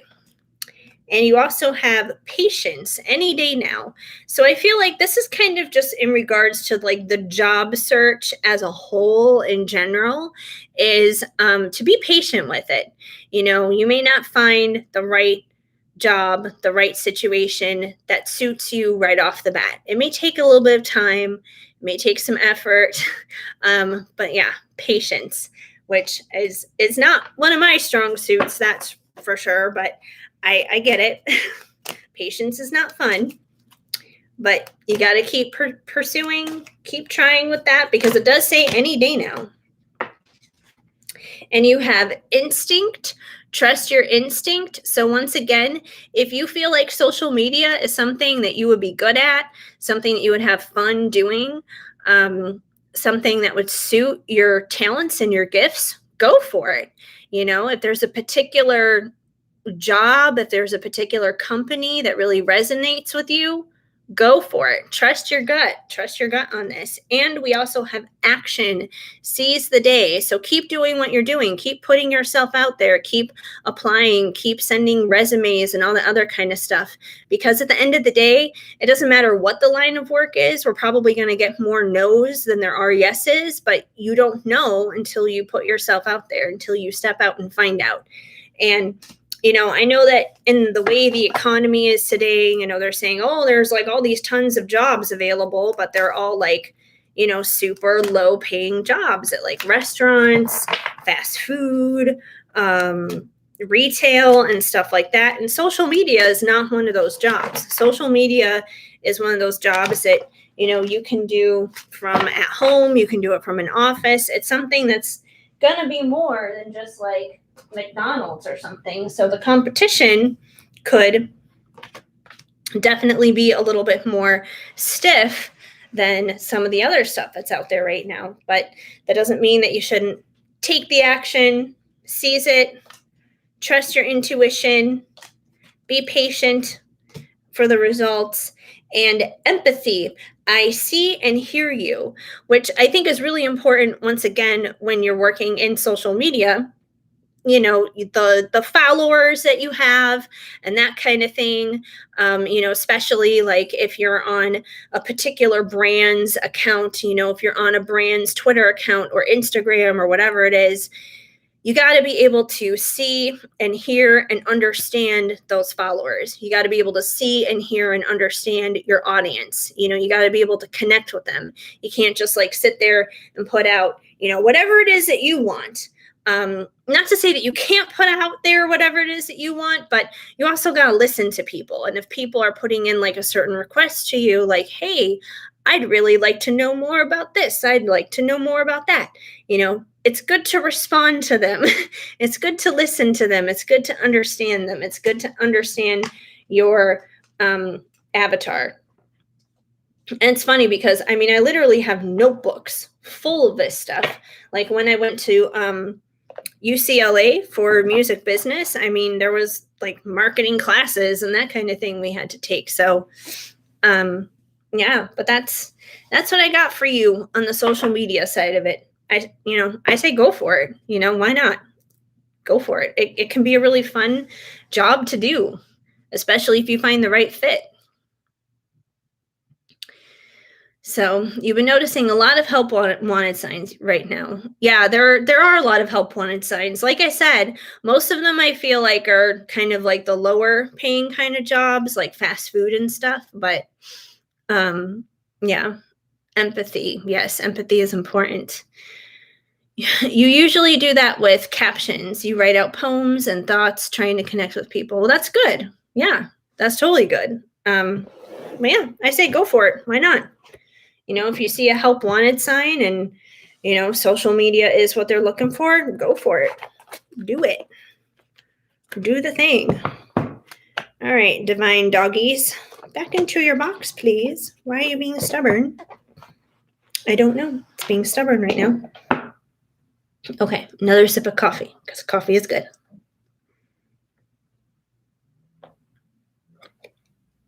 You're very welcome.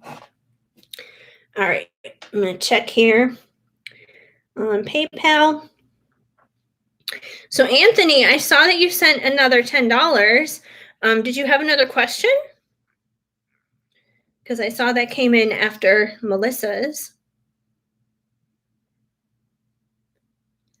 Just double checking with you, because I don't want to miss you if you had a second question.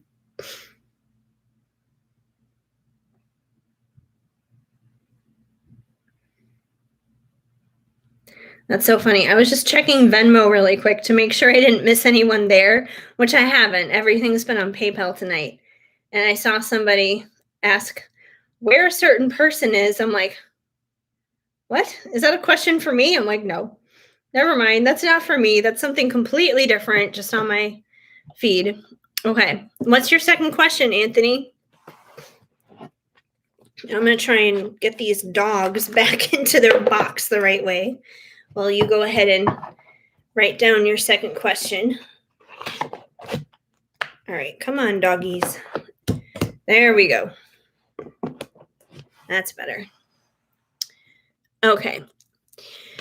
Do you see me and Crystal getting into a relationship or becoming exclusive? Okay, let's see. Well, Anthony and Crystal have a relationship. Will they become exclusive? Let's see what we get here.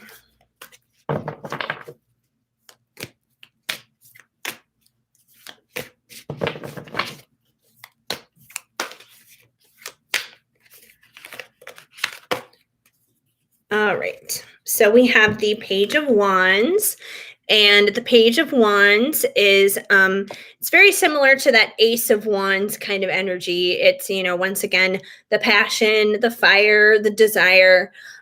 Pages are usually more so thinking about it rather than taking action on it. So I feel like this is kind of, once again, a little bit reflective of where the current energy is with her right now, because she can't necessarily take action on it right now because she is committed elsewhere for the moment. But she's thinking about it. That's for sure. She is thinking about that. She is thinking about her desires. She's thinking about that passion that she feels for you. She's thinking about that connection. So that's definitely there in terms of what's happening currently. Let's see if we can get a little bit further down the road. So, hi V, welcome to the live. Just so you know, I am doing paid readings only. So if you want me to answer your question about Robert, I can definitely do that for you. Just check out the description and you can know exactly how to do the payment situation. Since I don't have super chats, I do have PayPal and Venmo, so you can always submit a payment through either one of those. And the instructions, like I said, are all down below on how to go about that. So, and we have the Ace of Cups, which is a good thing too. The Ace of Cups is a new beginning in love, or sometimes a new chapter in love if it's with someone that you've been dealing with for a long time. So I do feel like this does say, yes, you guys will enter into a relationship. You guys will have your time to shine in the sun and be exclusive, because that's what that's in reference to. It's in reference to a new beginning, a fresh new start when it comes down to love. So, yeah, so I do feel like that will happen. And eventually she'll go from just thinking about this stuff to eventually moving to a place of, hey, let's actually get this show on the road. Let's actually start this. Let's have a brand new relationship with each other, leaving one relationship with the boyfriend now to moving on to being with you. We also have the Ace of Pentacles. So we got a lot of new beginnings going on here. And the Ace of Pentacles is about it's about a fresh new beginning as well, but this one is very physical and it's very tangible. So it's basically proof of this happening in the physical, in the 3D, in like your waking life and everything. Because I know, especially when it comes down to like twin flames and stuff, sometimes people are like, oh yeah, there's a new beginning and we're in union, but we're like in union in the 5D or whatever. This is not talking about dreamland or the 5D or anything like that. This is talking about the real physical waking world, basically. So I do feel like that this will happen in your physical reality, basically. And, the Ace of Pentacles can also represent like, going out on a date. It can represent a proposal. It's something very physical. It's something very real and tangible. So I do feel like this will manifest. It will be a real deal. It will be a real deal of fresh new love beginning between the two of you. And then with the previous pull that you had before with the Ace of Wands, like like I said, you guys got all these fresh new starts going on basically together. So I feel like that is going to come. It's just going to be a matter of time. I may pull some timing cards for you just to kind of give maybe a gauge on that, just to kind of see like where she's at with that.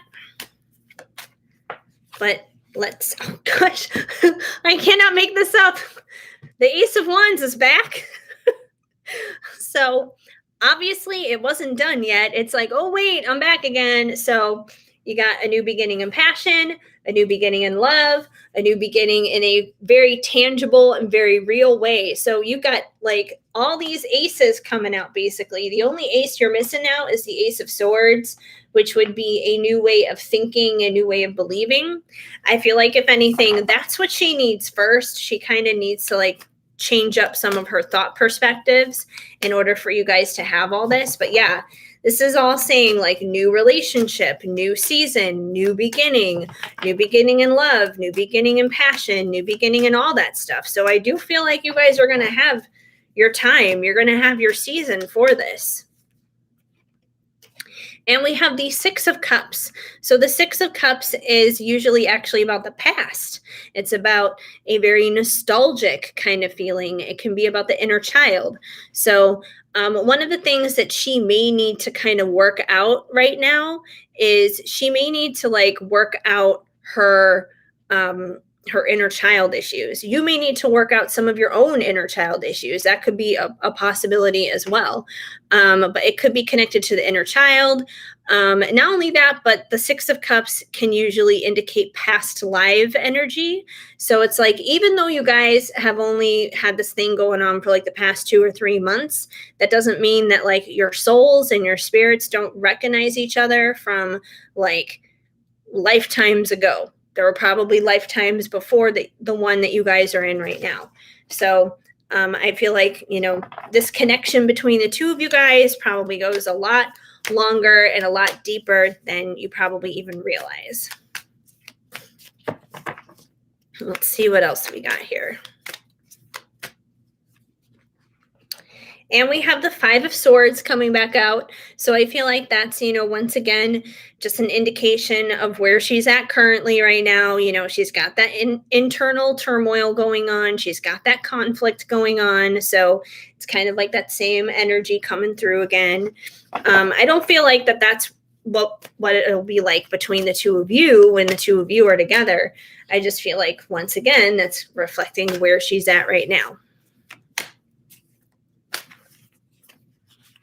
And we have the Four of Pentacles.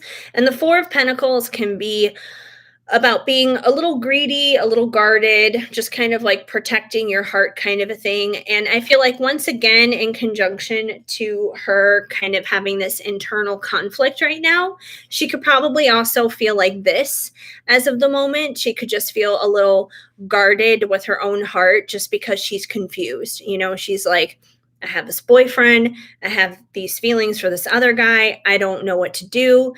Either way, I don't want to get hurt, though. I don't want them to get hurt. I don't want myself to get hurt. I don't want anyone to get clobbered in this. So it's like she just wants to like protect herself.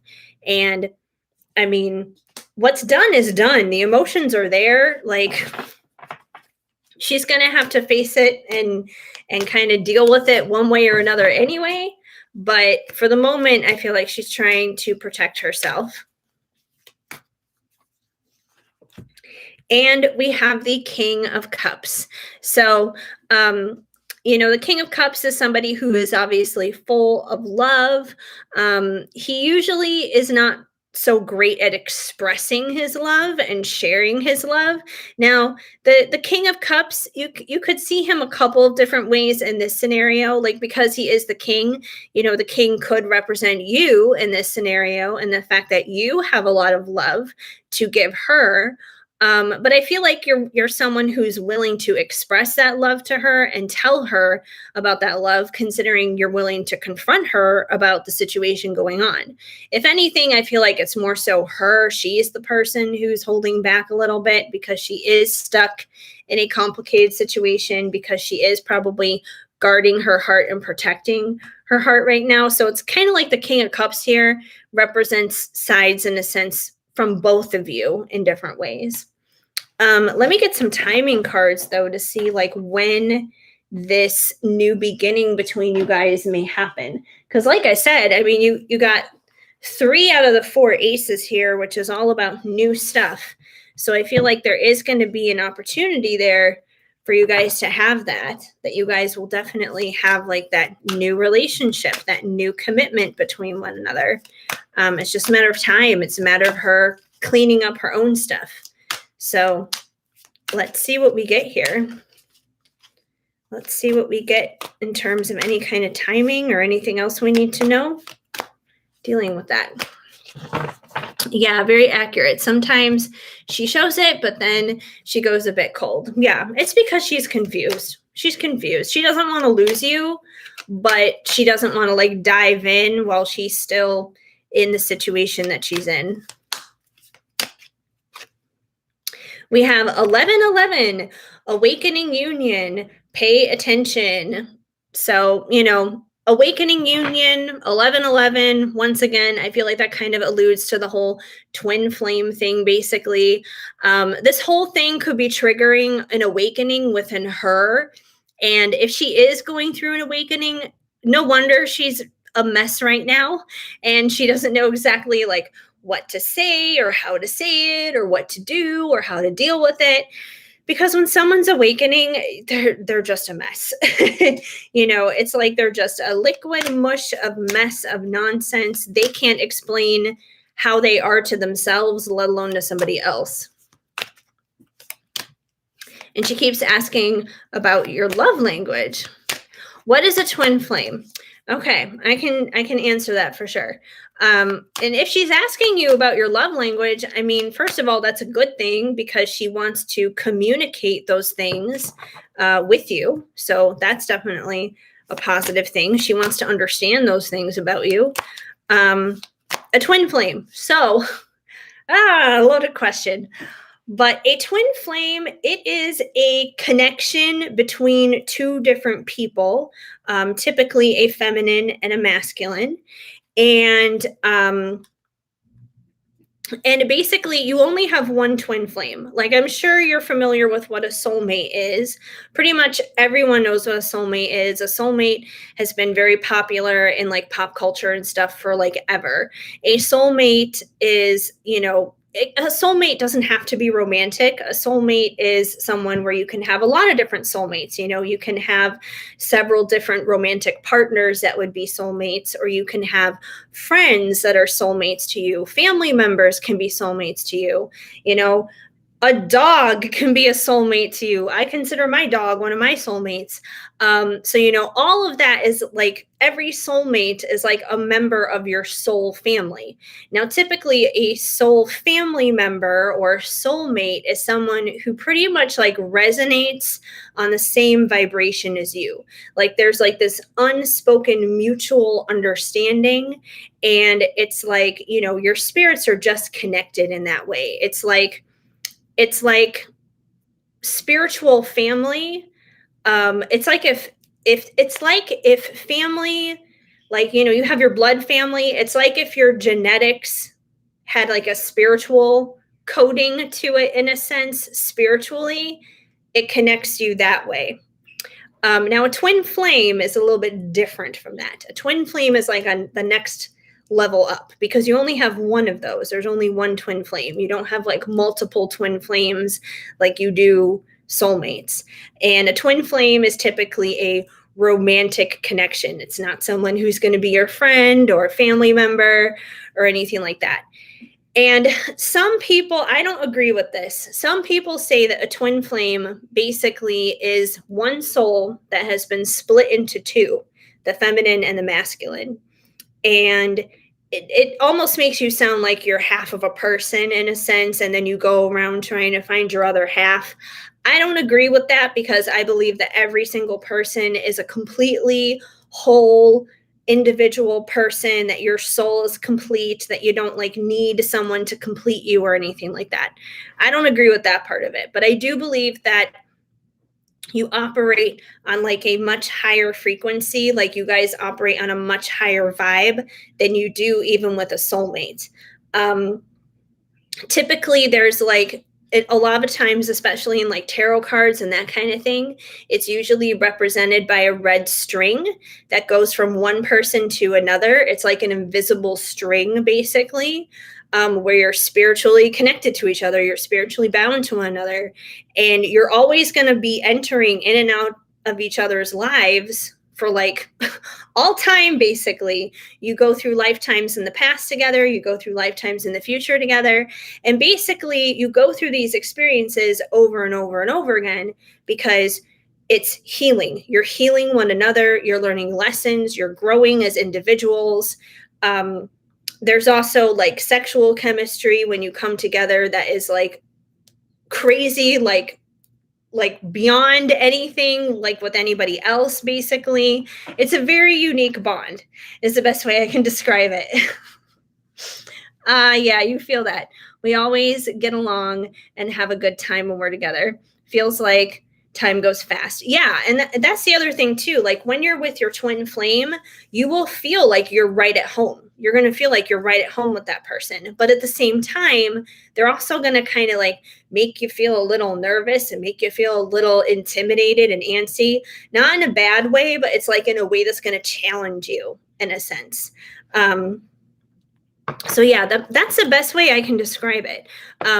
Some people get twin flames twisted and will interpret like a karmic partner as a twin flame. And a karmic partner is, once again, someone who will teach you lessons in life, just like a twin flame will. But karmics are usually in a much more negative kind of light. They're usually in a much more toxic kind of way. That's where you start getting into like abusive situations and things that are not healthy.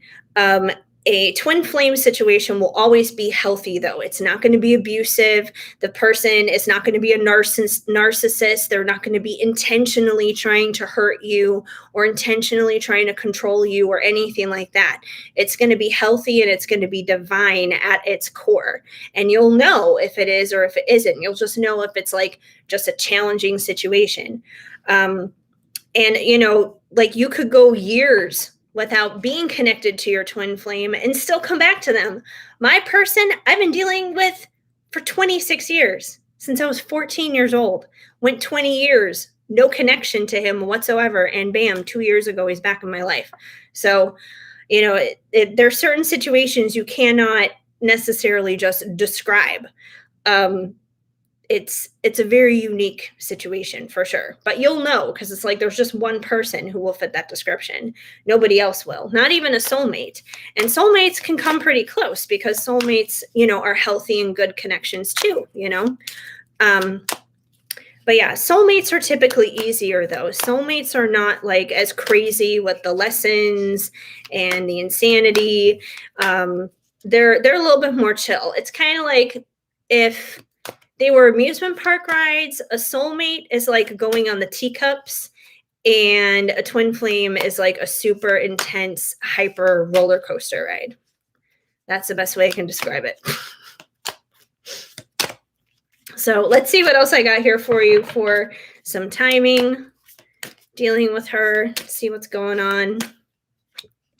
We have summer solstice, which is actually right now. We're in summertime. When the days are long and the nights are hot, that's when you'll know it's time to start. So we're still technically in summer right now. You know, it's still August. You know, it's not fall just yet. I know everyone's getting really excited now that it's August. It's like, oh my gosh, fall is almost here. It's time, you know, goodbye, hot girl summer. Hello, witch bitch autumn, basically. So I know a lot of people are excited for that, but we're still technically in summer. So with it saying when that's when you'll know it's time to start, I feel like right now is the season that both of you guys are kind of like learning and discovering that there's something more than meets the eye going on between the two of you. There's something more happening in your connection. So I feel like that's kind of just like reflective of what's happening right here, right now in that moment with it's time to start. It's like, it's time to explore, what is this? what is this connection? Like, it's obviously something deep, it's something meaningful, it's something more than I think both of you even realized or bargained for in the beginning. So I feel like that's kind of where you're at right now. And once again, when the warm winds blow, that's when you'll know. And once again, we're still in summer, the winds are still warm. With it saying that's when you'll know, I feel like right now is the time where you're basically learning what it is that you need to know dealing with this situation. Like, you'll know, yeah, she's my person. She's my twin flame. She's my soulmate. She's my, whatever it is.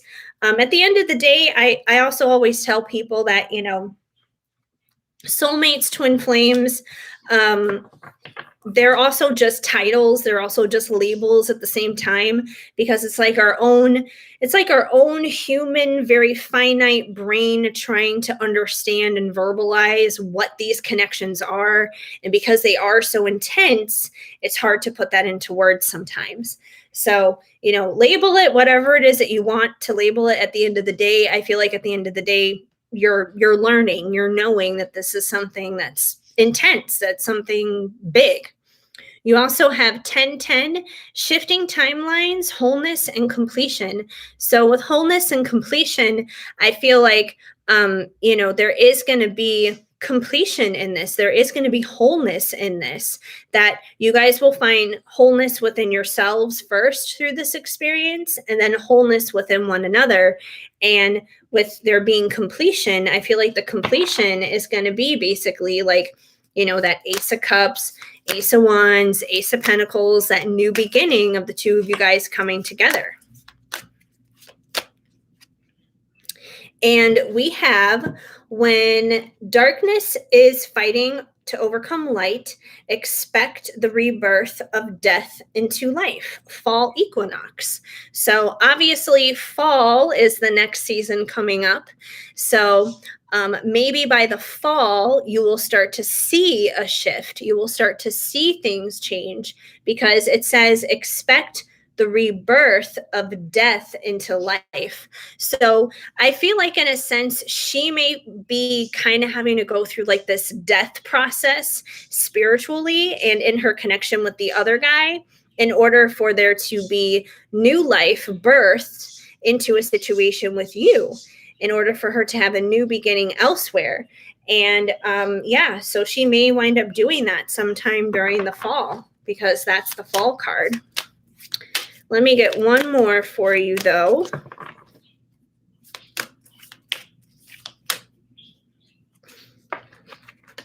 We have open a book, take a look. The answer, the lighting is weird in here. The answers you seek will come this week. So, and I know it's hard to kind of see like these cards in this light. It's like not the best lighting. Not only that, but my camera on my computer is not as good as like my phone camera. But anyways, yeah, I feel like, the answers that you're seeking in regards to your situation with her as a whole, as to like you guys coming together and working this all out, you keep seeking, you keep like it says, open a book, take a look. You keep doing your research, basically, you're going to find exactly what it is that you're looking for. So I feel like you're on the right track. You're doing the right thing. You've been making it very clear with her on your end of things, communication wise. I feel like that's going to be good in helping her understanding what she needs to do. So just kind of keep doing that. Keep taking it one step at a time. Be consistent in being there for her and stuff, and allow her the space at the same time to figure things out. And when she's ready and she's got it figured out, you guys will have all those new beginnings, the Ace of Cups, the Ace of Wands, the Ace of Pentacles, all those new beginnings together, which is really exciting. So hopefully that helps out. All right, another sip of coffee. And I see we got another PayPal.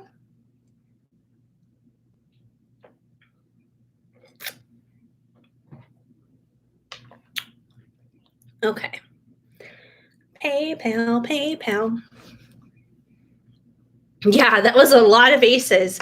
Crazy amount of aces. I was like, wow, that doesn't say new beginning. I don't know what does. Yes, recognize my face, PayPal. I'm trying to log in and look at you.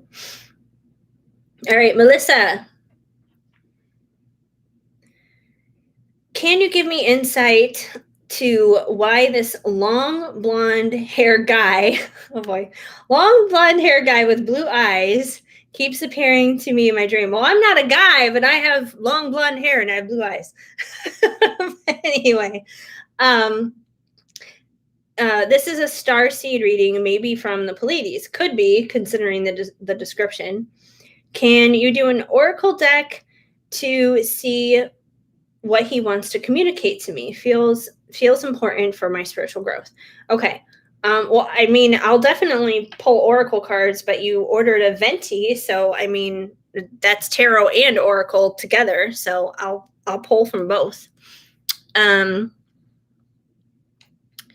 So yes. Also, my question seems elaborate. Sorry. No problem. There's no such thing as a too elaborate question. Okay.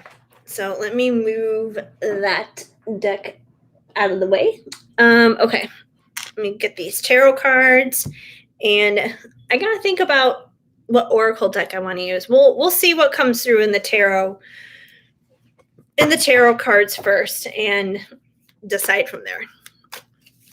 But let's see what this blondie wants you to know. So this guy is like in your dreams. Does he communicate with you? Does he like say anything in the dreams? Or because, if he's trying to communicate with you and he's in your dreams, like obviously that's the best place to find out what he has to say. You also saw a guy with white hair and blue eyes when you were showering. He was dressed in white and he felt like a star being. Could be. Definitely could be. Sounds like, gosh, these cards just want to keep falling all over the place right now. It definitely gives me like an angel kind of feeling in a sense too. But I feel like, angels, star seeds, they all are kind of like the same kind of thing. Just different titles for it. But let's see. Let's see what he wants to say. Let's see what's going on from the Pleiades. Ooh, we got two that just flipped out right away. Okay, so we got the Devil and the Eight of Wands. So the Devil is about karma, obviously. It's about, like toxic things, not so great things, bad behaviors, negative thinking, that kind of thing. And then we have action alongside with it. Because the Eight of Wands is all about just like taking action, swift and quick action.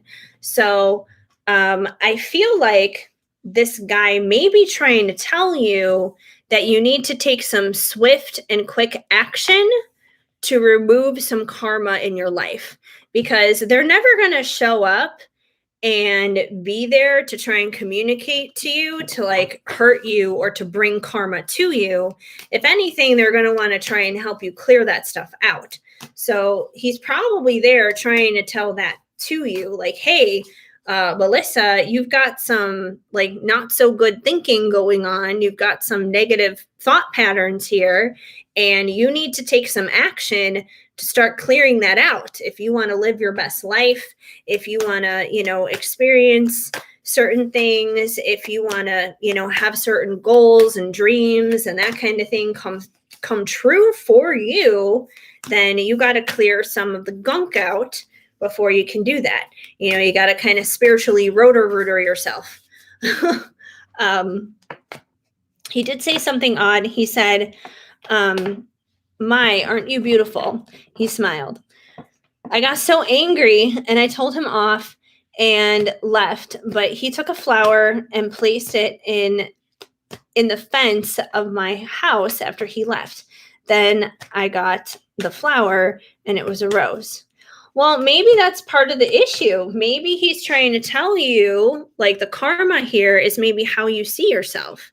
I mean, He's telling you that you're beautiful and you're rejecting that. You're rejecting this compliment. You're rejecting in a sense giving yourself self-love and saying, "Yeah, I am beautiful. Like thank you. Thank you for acknowledging that." Maybe that's the negative thought pattern.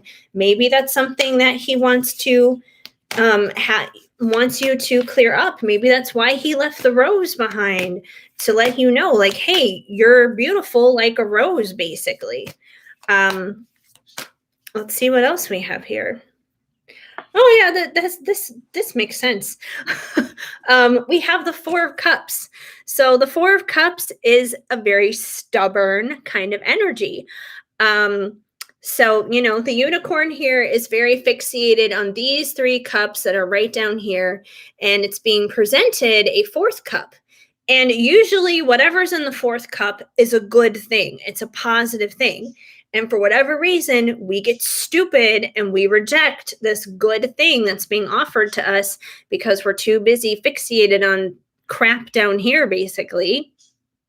And we wind up rejecting it. We wind up rejecting it because we're stubborn.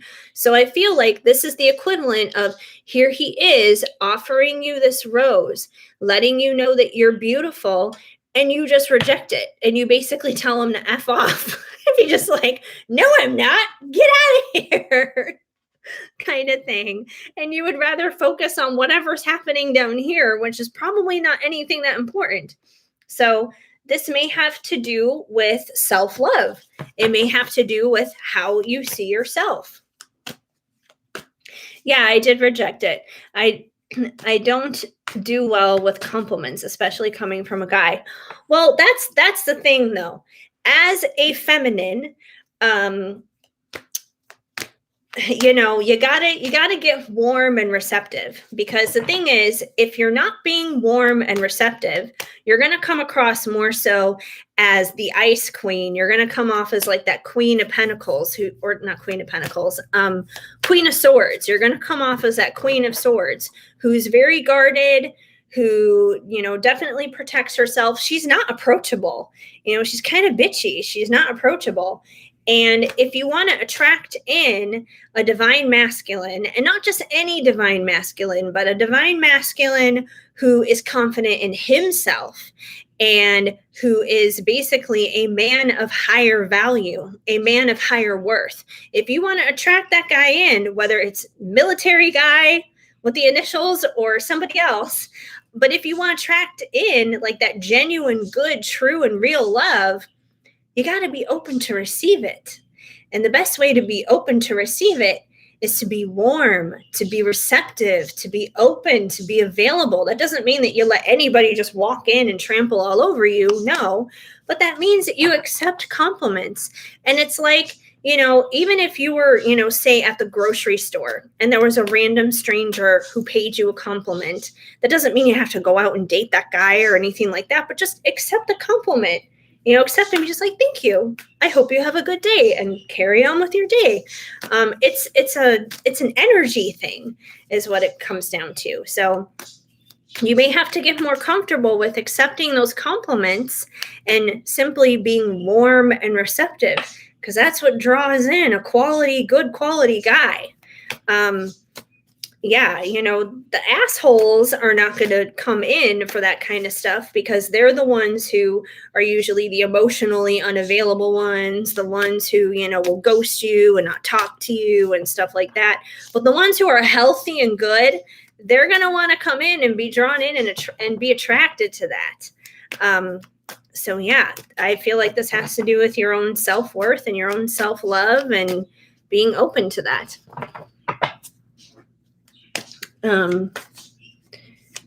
Yeah, I did. And it seems sad, but still left the rose. Like he had hope. I'll come around or something. Yep. Queen of Swords. Yeah. Don't be the Queen of Swords. Also, he was wearing a lavender outfit, like a uniform, long sleeve and pants. Seemed official. He definitely seemed like someone from Pleiades. I hope I come from there. Well, he probably was. I mean, it wouldn't surprise me. And we have the Knight of Wands. So the Knight of Wands is about someone coming in swiftly and quickly and passionately. And I'm not saying that the Pallades guy was like, having the hots for you or something like that, but I feel like if anything, maybe this is kind of connected to your fears of accepting those compliments, because maybe you're afraid of the guy who's going to come in hot like the Knight of Wands here, who's going to come in hot and heavy with the compliments and everything, and then just kind of disappear after that. So that may be kind of like why there's this fear to just kind of accept that and just let it in and receive it. Just because you receive it, though, doesn't, like I said, that doesn't mean that you're making a commitment to the guy. You're accepting a compliment. That's all. That doesn't mean that you have to do some kind of crazy song and dance routine here with a Knight of Wands. So yeah, that's why I'm saying I don't feel like he was trying to come on to you. I feel like if anything, the Knight of Wands represents more so the fears of like the kind of man you feel like that might bring in if you're like being warm and receptive to it, which I don't feel like that's the case. You also have the Death card. So the Death card is about transformation. It's about rebirth. It's about, the passing away of something old so something new can enter in and begin. So, once again, I feel like that's just another reason why he's showing up and why he is, trying to shake you here of some of this bad thinking. He wants there to be death to these bad thoughts, basically, so you can have a renewing of your mind, a rejuvenation of your mind, a healthier way of looking at things and being and thinking and doing things. So yeah, definitely like a transformation there.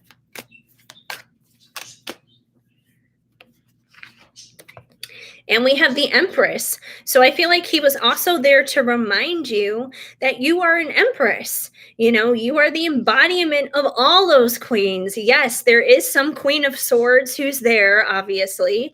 But, the Queen of Swords, she gets a bad rap a lot because she can be the Ice Queen. But at the same time, she is the Queen of Thoughts. And thoughts are not altogether bad. They're not a bad thing. We have the power to make our thoughts something good and something powerful too. Thoughts can be something amazing and wonderful if they're used the right way. But I feel like he's definitely reminding you that you are the Empress. You are the queen of your reality. You're the queen of your world, that you need to start looking at yourself as being an Empress. That's the only way that you're going to live your best life, whether it's in love or in your career or in money or with your family or anything else that you want to see succeed and thrive in. You got to be the Empress of it. You can't walk around just being a page and everything all your life. Otherwise, you're never going to get anything done.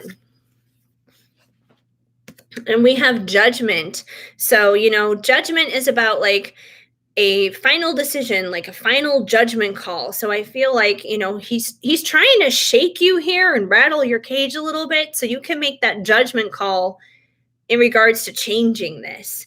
That there's some hiccups, there's some challenges in the way that you're thinking about things that need to change, that need to go through the death process here, in order for some things to change and manifest in your life, basically. So there needs to be a final judgment call in regards to that. I feel a change has to happen within me. Yeah, exactly. I'm okay with that, to be a better person for sure. Yeah, and that's always a lifelong process. The changes that you're making right now are not the same changes you'll probably be making 10 years from now. We're always growing, we're always evolving, we're always changing, but whatever it is that's happening right now, there's definitely something that he's trying to get your attention on within, that there's something that needs to be addressed right now. And I feel like the main thing for right now is attached to self-love and how you see yourself and being open and warm and receptive, especially if it's coming down to male energy.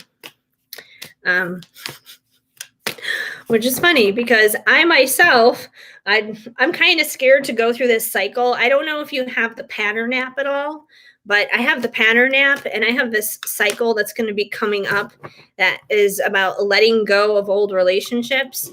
And it has a lot to do with like dealing with masculine energy. And I'm honestly kind of scared to go through this cycle. I'm like, oh, great. Like, what does this mean? So I get it. You know, it can be hard dealing with the masculine. That's for sure.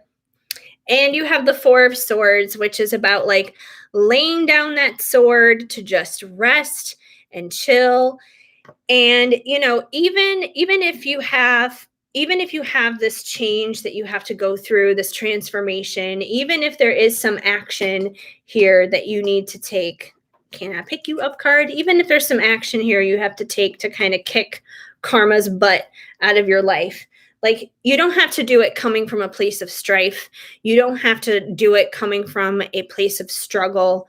You can be at peace. You can be at rest. You know, it's kind of like what I was saying in the video I uploaded yesterday, chase peace. So, you know, just go with the flow, chase peace, you know, like it's not something that's going to take a lot of effort. It's actually a lot less effort in your mind than you probably even realize. Let me get some oracle cards on this though. I hope you don't have a tough time with that. I hope I don't either. Let me see how long that one is. I hope it's not a long pattern, because some of them go for like the longest amount of time too. Like some of them go for like, I don't know, so long. Let's see. Right now I'm in New Beginnings, which that one is 19 months. That's what I'm saying. Like some of them are really long. New Beginnings is 19 months. I'm on that one until December. Activation of Power, which is also 19 months. I'm on that one until January. And Expansion of Home, that one's only 7 months. I've been on that one since May, and that one goes until January. But yeah, letting go of old relationships, that one is 6 months. It's only 6 months long, so that's good. It's only 6 months long. It starts in November, and it goes until May of last year. It says, during this cycle, you're being given the chance to examine what is and what isn't working in your relationships. It's also a time to be conscious of how you relate to the men in your life. I am not excited for that at all. And the masculine energy within you. You may have long-standing relationship patterns that are holding you back. Now is the moment to release them. Possibly someone from your past appears right now to help you find this kind of closure. This period marks the end of the way you have been relating to the masculine for the past 19 years. It's an opportunity to let something go. That scares the crap out of me. Like, honestly, I'm terrified to go into that one. So we'll see. Yeah. Anyways, talk about needing to go with the flow. I need to go with the flow. But yeah, I hope I don't have a tough time with that one either. Yeah, 19 months. It's almost 2 years. Okay. Let me get some oracle cards on this Pleiades guy, though. What am I feeling for him? I'm kind of feeling some sacred creators for this one. Let's get some sacred creators out for that. I don't know. That's another reason why I'm honestly kind of scared for that, because it literally says in that pattern description, someone from your past returns to teach you this lesson, blah, blah, blah. I'm like, oh, great. So I kind of dread a lot of the times that it may involve him. And I'm kind of scared of that because I don't know if that's a good thing or a bad thing. It totally terrifies me. So yeah. Anyway, sacred creators. Let's see what's going on here. Let's see what this Pleiades man is trying to say.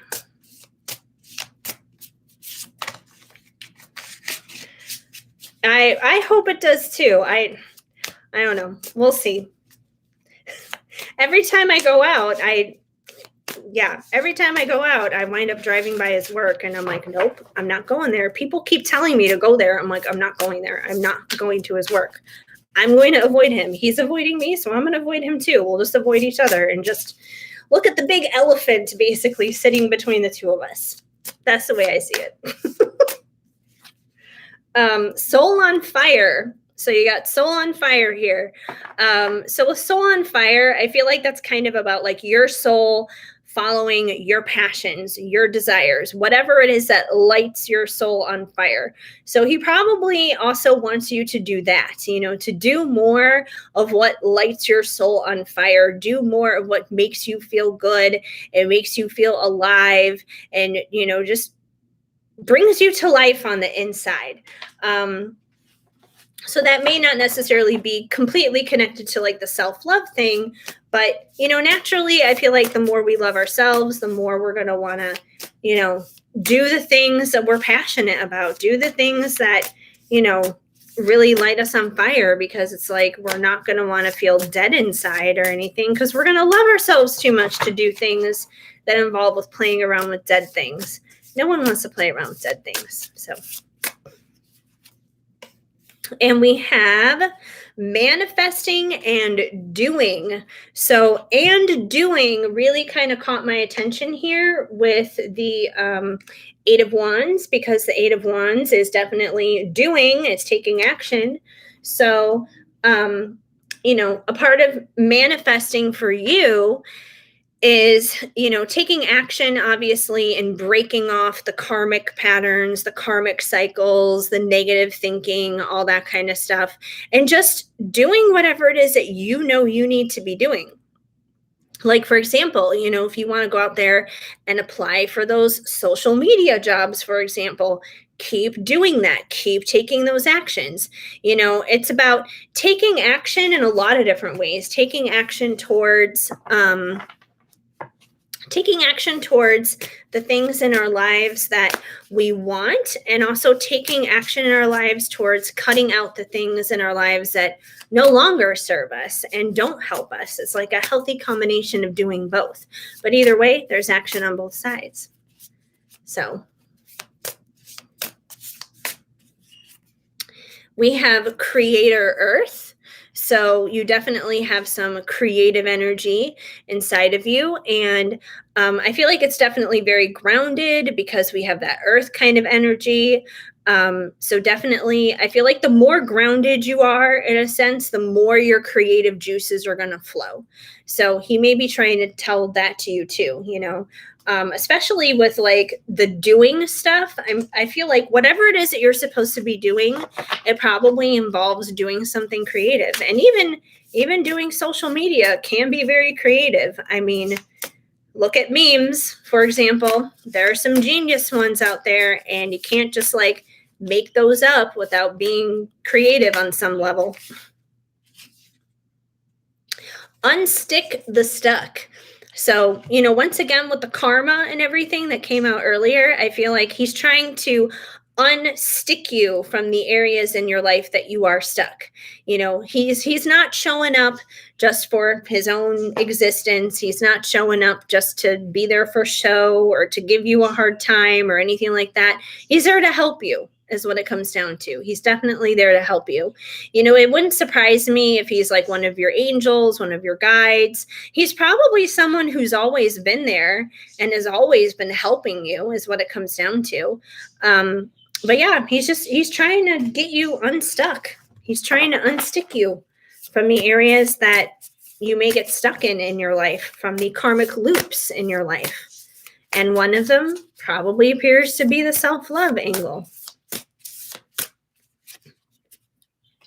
Overthinking can spoil the magic. And boy, do I understand that, because I do that a lot too. I overthink like crazy. So, don't go there. Kind of like with the military thing and the initials, don't overthink it. Go with the flow kind of thing. So I feel like he's probably there to remind you that as well, not to overthink things, whether it's in regards to love or, the job stuff or any of that other kind of stuff. Just go with the flow. Whenever we wind up overthinking stuff, we're kind of distracting ourselves from what we really need to be doing. We're kind of taking ourselves off course, at least temporarily. Welcome the divine masculine. So I feel like he's trying to prepare you here. He's probably trying to prepare you for this military guy or whatever. So yeah, like I was saying earlier, you want to be warm, you want to be receptive. And the best way to do that is to be able to accept those compliments without getting weird about it. So just accept them, because that's the best way to draw in and attract and bring in that divine masculine.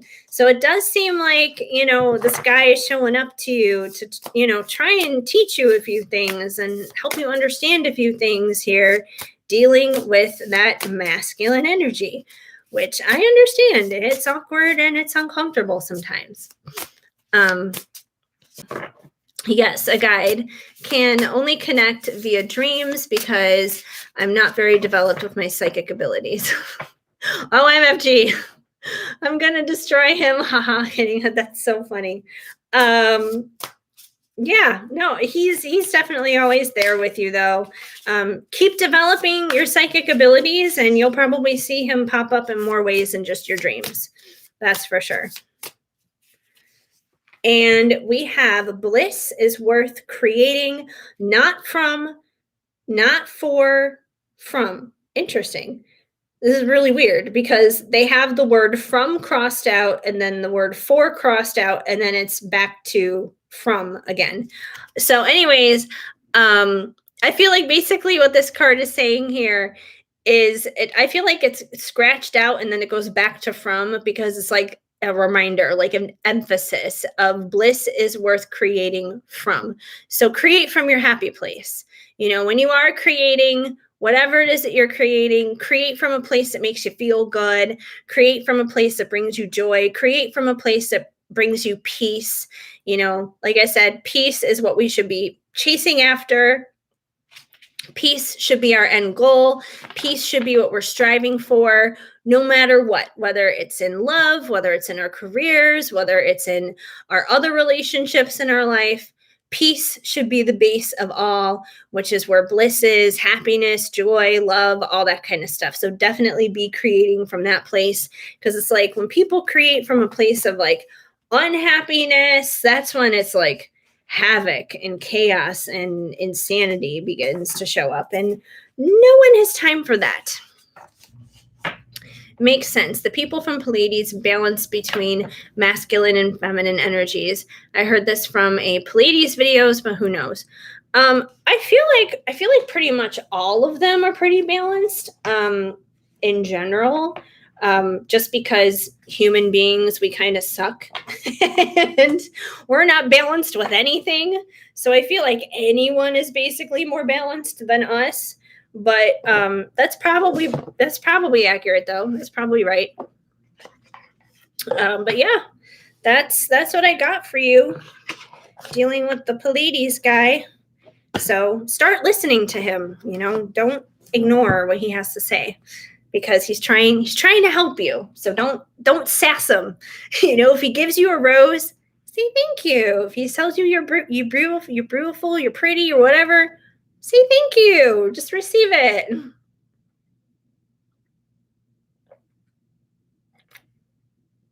So yeah, that's all good stuff.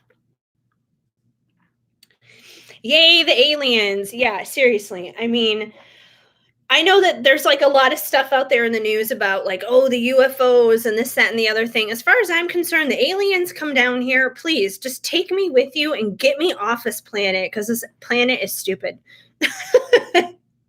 This planet is so dumb.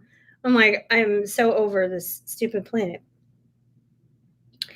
Like, why do we keep coming back to it? I don't know. I really don't know. Okay, I'm going to check PayPal and Venmo again, although I think we're pretty much good on stuff here. Yes, we're good on there. I don't think there's been anybody on Venmo tonight, but that's okay. I'm still checking anyway, just to make sure I don't miss anything. Okay. everything is good there too. All right.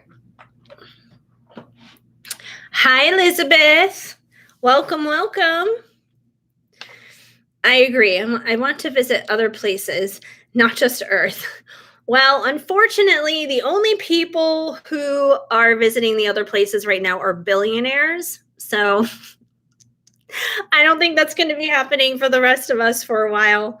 Although, what was it? I think I saw this joke earlier. What was it? It was something about like the UFOs and the billionaires. It was like, oh, maybe when we see UFOs in the sky, maybe what we're actually seeing are billionaires from other planets. I laughed so hard. I was like, that's so true. It's probably like the Jeff Bezos of, I don't know, whatever planet is out there. I thought that was just too funny. Yeah. Earth is too much, to be honest. I don't want to come back here. I agree. I agree. And supposedly we're always coming back because we're always trying to like, raise the vibration of the earth, and we're always trying to like, learn lessons and stuff, although it is beyond me why we keep doing this. Okay. Hi, Alicia Lee. Hello. I just came from an angel baby reading. I cried so hard. Happy to be seeing you live now. Oh, awesome. Well, welcome. I'm glad you came. Yep, the rich. Also, that meme is hilarious. It is for sure. Like my best friend, she works for Wayfair, and they just actually like went through this crazy stuff with like cutting back pay and all the other kind of stuff. And like now everybody at Wayfair is basically joking around, wondering like, okay, when is the CEO of Wayfair going to announce that they're going into outer space, because they just cut everybody's pay. So they're just waiting for that announcement to come. Like, when are they going to outer space? They're obviously going to outer space now. Okay. Elizabeth, you sent for a Venmo. You sent for a Venmo on a Venti Venmo. Okay.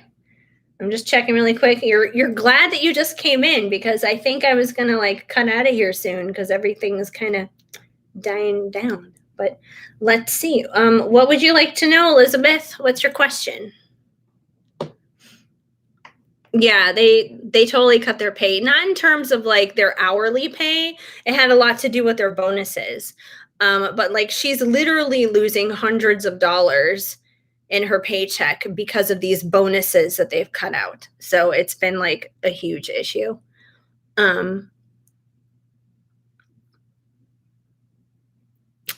So yeah, can you check on the energy for Milton and his girlfriend? Okay.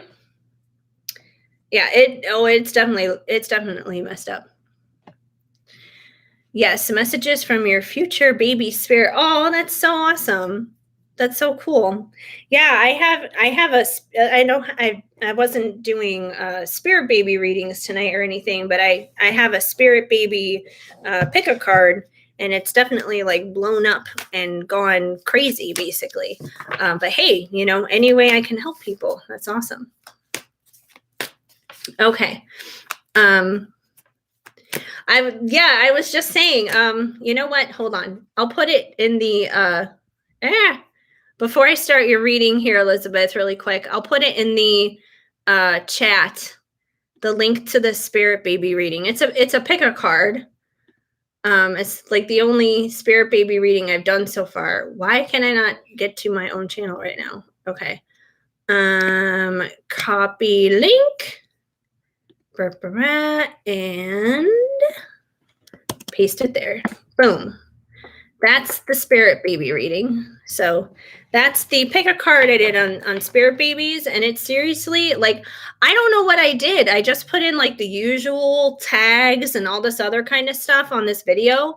And it's my most popular reading of all the readings that I have up. It has 7.5K views, which is like a lot for me. So it apparently really resonated for a lot of people, which I'm very grateful for. I'll probably do another one sometime soon. I do want to create like a spirit baby deck. Um, I think that would be really cool. But yeah.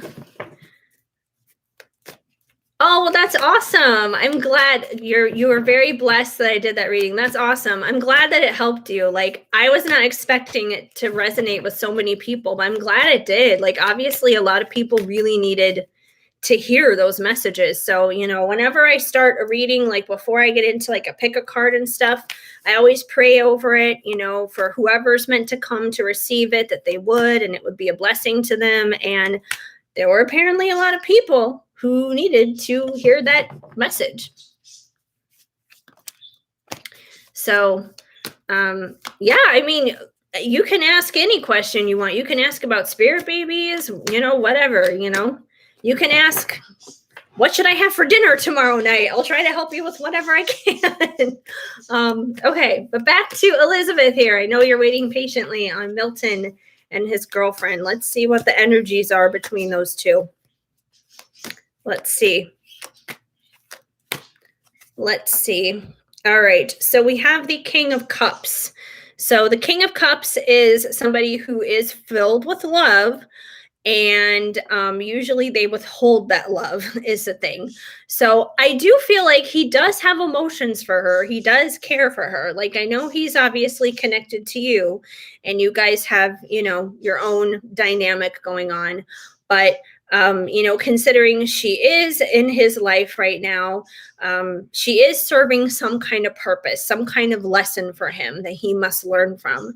And because that there is a connection between them, albeit a different type of connection, he does still have feelings for her. He does have some kind of love for her. It may not be at the same type of level of love that he has for you, but there are still emotions there. However, I feel like he's been holding a lot of that back towards her, that he hasn't been very communicative towards her on what he feels. And I don't know if maybe that's just kind of like how he is as a whole, who he is as a person. Like, some people are just like that. It's like they have emotions, they have thoughts, they have feelings about things, and then they just suppress it, and then they just repress it, and they push it down, and they don't necessarily express it. He could be just that kind of person in general with a lot of people. But it seems like he may not necessarily always communicate towards her how he's feeling. You don't know if you have spirit babies, but you're very curious now. Well, yeah, definitely check it out. That's a good way to kind of tap into that.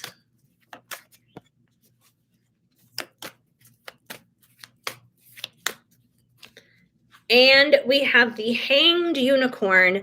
So it seems like, he's kind of in this position right now where he's just stuck, is what it comes down to, where he doesn't really know what it is that he wants or what he's doing.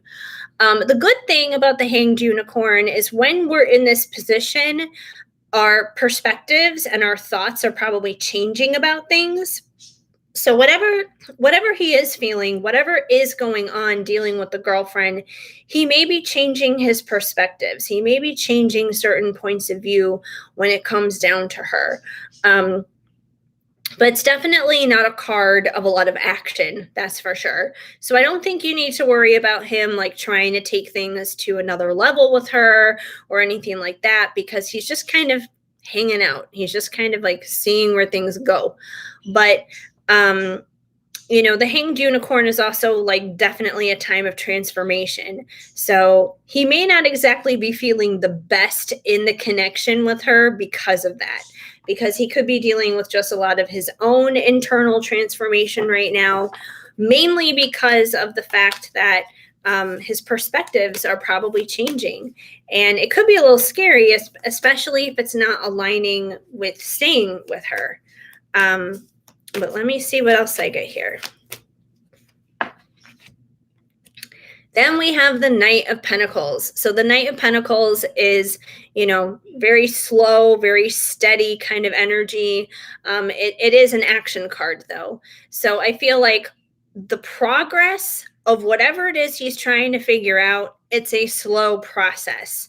But the important thing is The Knight of Pentacles, he always crosses that finish line. He always gets to where he needs to be at the end of the line. He always makes it there. So I do feel like he is going to figure this out. He is going to figure out what this transformation is that he's trying to, get through, get a hold of dealing with her. It's probably very challenging for him right now. Like, I don't think that you were here earlier for like Anthony's reading, for example, but like when Anthony was in here earlier, he's dealing with a girl who has a girlfriend or has a boyfriend. Getting my people mixed up here. Has a boyfriend, and she's kind of in this similar position right now where she's very conflicted between him and this boyfriend and everything. And I feel like it's kind of the same thing for Milton. Like, he probably feels conflicted, which is why he's in that hanged unicorn position. But I do feel like he will slowly and surely figure out what he needs to do. It's going to take him some time. This is going to be a long process, unfortunately. And we have the Seven of Swords, or the Seven of Wands. Seven of Wands, I'm sorry. So the Seven of Wands, once again, he can kind of feel a little defensive here, is what it comes down to. It's kind of like this defensive energy. We've got the unicorn here holding the wand here, almost kind of like at a defensive kind of standpoint. So he could feel a little defensive because of the transformation that he's going through, like almost like a little touchy, kind of moody kind of energy that he may be experiencing right now. Let's see what else we get. The Five of Cups. So the Five of Cups is all about that missed opportunity. He's focused on what's been spilled over here when there's still two very good, very nothing wrong with them cups over here that are perfectly full for him to take advantage of. And in some ways, he may be experiencing that with the girlfriend. There could be like situations that have gone wrong, things that have not necessarily gone the way that he would like or the way that he would have hoped when it comes to her. But he doesn't realize that there are other opportunities elsewhere, that, he could get out of the situation. He could be with you. He could, make other choices, do other things, pursue other opportunities. He doesn't have to focus on necessarily what all goes wrong between the two of them. Let's see what else we get. The Five of Wands, more conflict, more chaos, more not so great stuff. So like I said, I feel like he's kind of like at war within himself. There's a battle going on here between all these unicorns. They're all kind of fighting each other. And I feel like that's kind of, where he's at. He's kind of fighting within himself. That's usually how it is in like these third party kind of situations. They're usually struggling a lot within because it's like they're with one person and their feelings are elsewhere with somebody else. And it gets very mixed up and very confusing. And the person who's usually caught between the two is the person who's usually the most confused of all. And it's especially confusing for him because, like I said, with that King of Cups here, he doesn't hate her, like he doesn't hate her. He does care about her. Like he cares for her well-being. Like I feel like if they went their separate ways, he would want to make sure that she's okay, that she's not heartbroken, that, she would be able to like move on and live her best life, So, he doesn't hate her or anything. I feel like she's just there to, kind of teach him some lessons right now and get him through some things.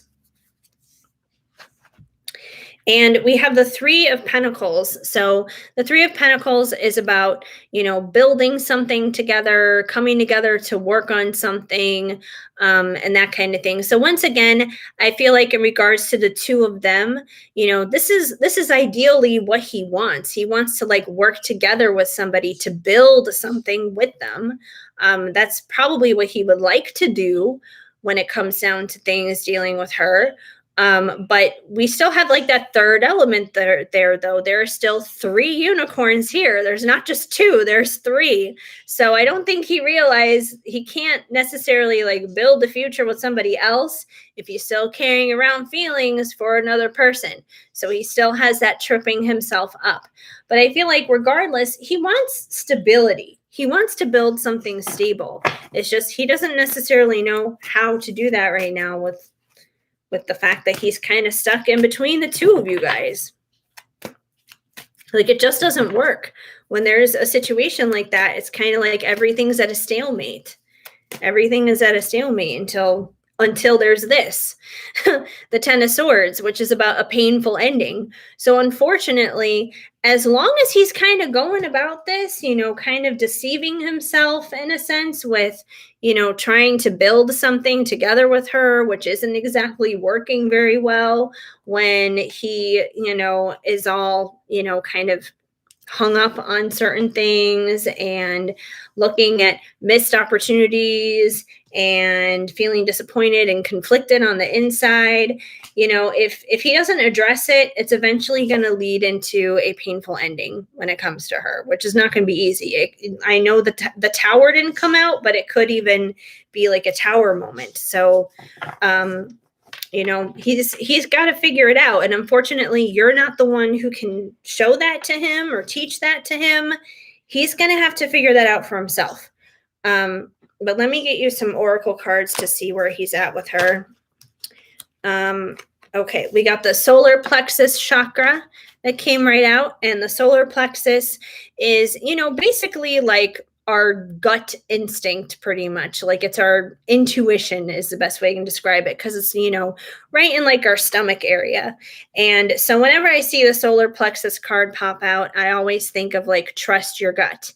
And I feel like that's what he should be doing in this situation. He needs to trust his gut when it comes down to figuring out what to do between you and her and everything else.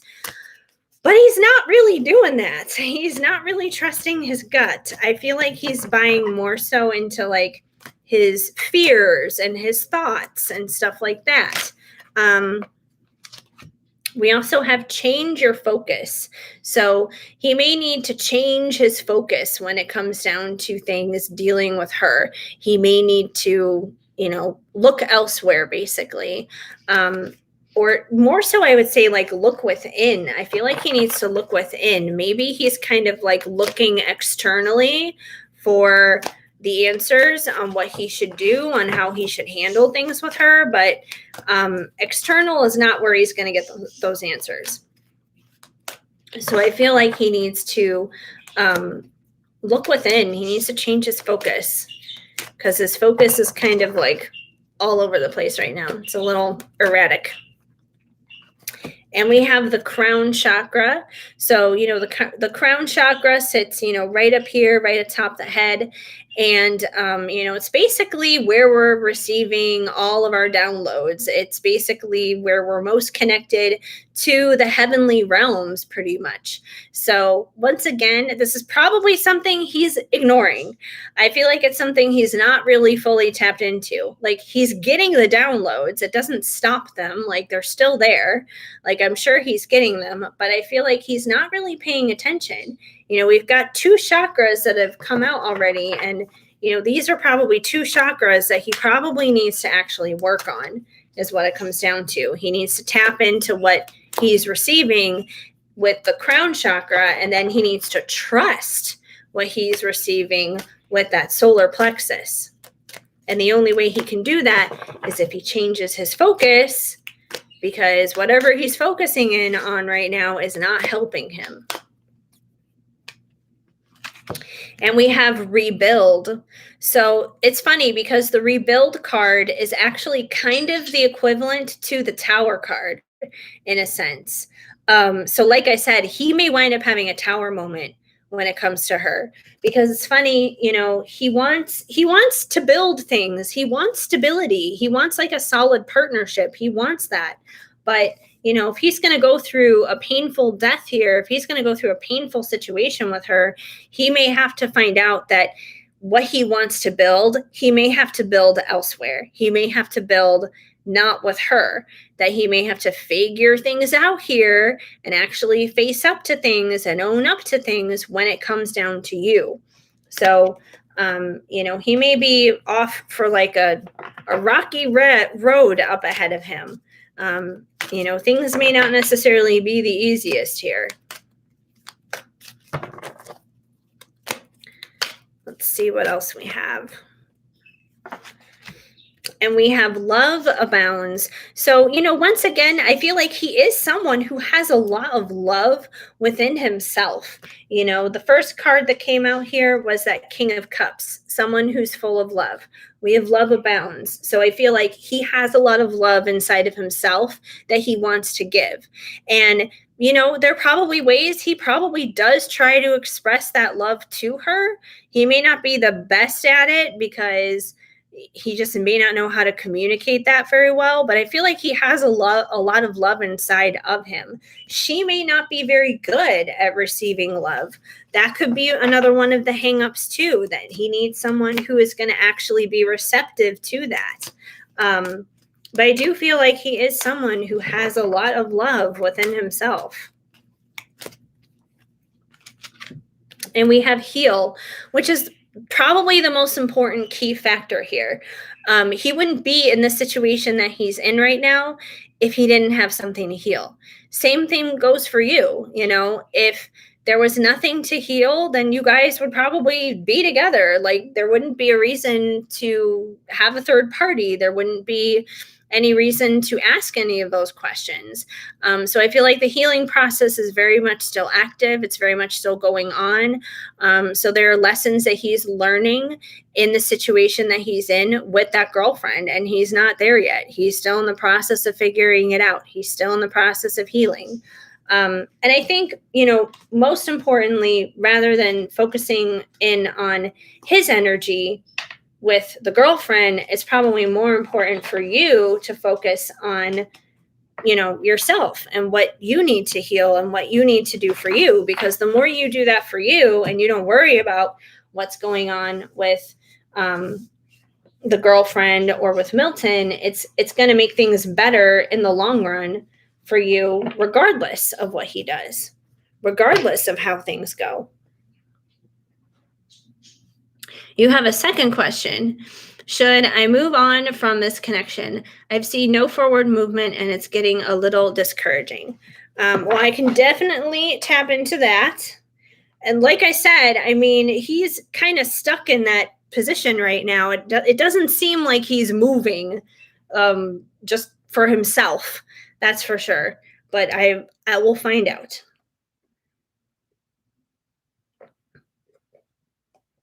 At the same time, that's obviously up to you. I know there was something on PayPal too, so I'm going to check both really quick. I don't know who came in first. But I'm just going to check really quick before I jump into anything. Okay. Yeah, so Melissa, Spirit Babies, and back to Venmo. And back to Venmo, your second question, Elizabeth. Okay. I don't know which one came in first. I heard the Venmo one go off because Venmo makes the noise. PayPal doesn't. So I don't know which one came through first. But Elizabeth, I'm going to do yours since we were already on your subject. And then Melissa, I'll bounce back to you about the Spirit Babies. Okay. Okay. So should you move on? Before even drawing any cards, I'm just going to say at the end of the day, it's up to you. No amount of advice I give or no amount of whatever the cards say is going to give you that right answer. The only one who's going to know that answer the best for you is you at the end of the day. And especially if it's a twin flame connection, I will forewarn you that there's only a certain amount of giving up you can do, because it's going to chase you right back down if he's truly your twin flame. He's going to come back into your life whether you give up on it or not. Like, it won't be something you'll have to force either. I mean, like I said, you're talking to someone who went through 20 years of separation. So, I mean, you talk about waiting around for a long time. Not to say that I was waiting around, because I did not wait around. I moved across country. I was in 2 other relationships. Like, I did not wait around. But I'm just saying, like, I went 20 years of separation from somebody and he still came back into my life. So I'm just saying anything is possible is the point. But let's see what we get here about you moving on from the connection or not. We have the Knight of Wands. So the Knight of Wands is somebody who comes in hot, basically. Someone who is full of passion, someone who is full of desire, and someone who just comes in swiftly and quickly, and they got all that heat, they got all that desire, they got all that passion. So from this perspective, I feel like it's kind of saying when you least expect it is when that's going to happen. And he's probably going to come in swiftly and quickly, and he's going to come in hot, and he's going to come in heavy, and it's going to come out of absolutely nowhere. It's going to come when you least expect it. And I'm telling you from experience, that is usually how it happens.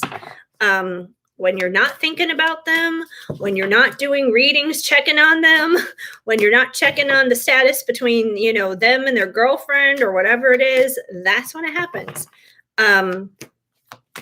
So yeah, I feel like maybe in a sense, giving up is almost like a good thing, because that's kind of what triggers them to come back. But I feel like it's more so about putting your attention and putting your focus elsewhere. It doesn't mean that like you gave up. It doesn't mean that you don't love him. It doesn't mean you don't care about him. It doesn't mean that you don't acknowledge that connection is there, but it just means it's not your whole life. It's not your whole existence. It means that like, it's almost kind of like you got to kind of leave it like it's just like this humming noise on in the background.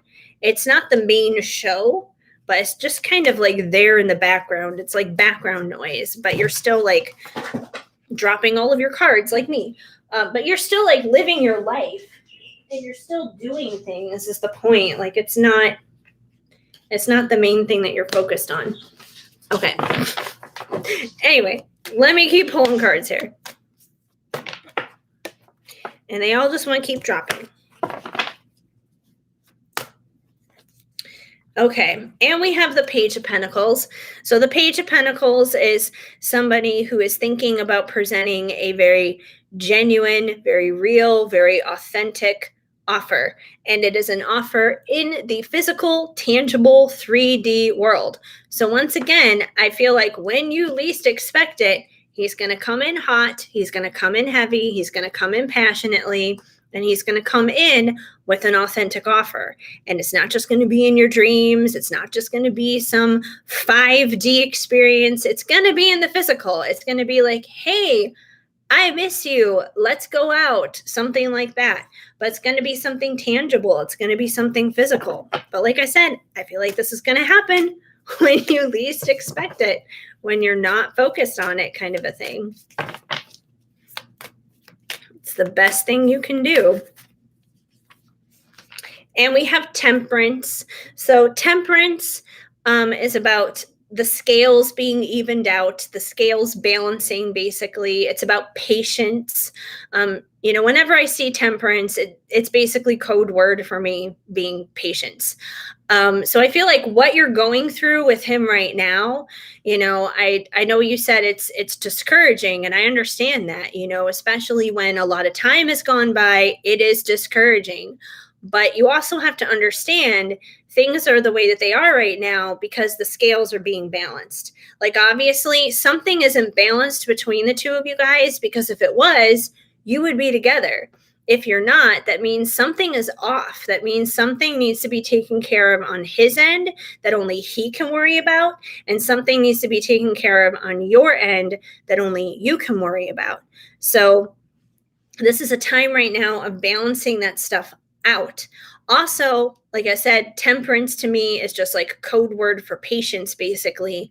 And, especially you're here, you resonate with me as a reader. I'm telling you right now, anyone who's going to resonate with me is going to probably have the tough lesson to learn of patience, because that's one of my tough lessons.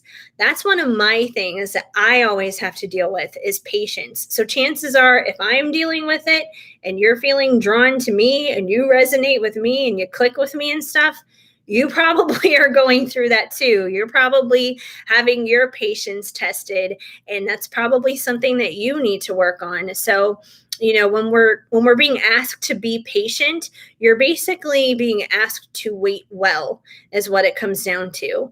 And that can be discouraging. That's why we have to be focused on not like the discouraging parts of the situation, but the empowering parts of the situation, which comes from what can I be doing for me right now? What can I be doing for myself right now? So I feel like, patience, yeah, it's a big thing. You can choose to move on if you want to, but like I said, I feel like he's your twin. He's going to come back whether you like it or not, and you're going to have to deal with this patience again all over again in another way, shape, and form. So maybe kind of best to just deal with it now. um this is one of the reasons why I'm here, like doing readings and stuff with you guys, is because I could lose my mind and want to scream and be so impatient because someone I've been dealing with since I was 14 is now only a mile away from me and won't talk to me. Or I could make use of that time and help you guys, because when I help you guys, I'm helping myself too. Like if I'm preaching to the choir here saying you need to be patient, I'm telling myself I need to be patient. Like we're all in this together kind of a thing. So that's the best thing you can do, is like kind of figure out a way that you can help somebody else, because if you're helping someone else, you're helping yourself, and that's ultimately going to help your situation, and you're not going to be driven crazy by it.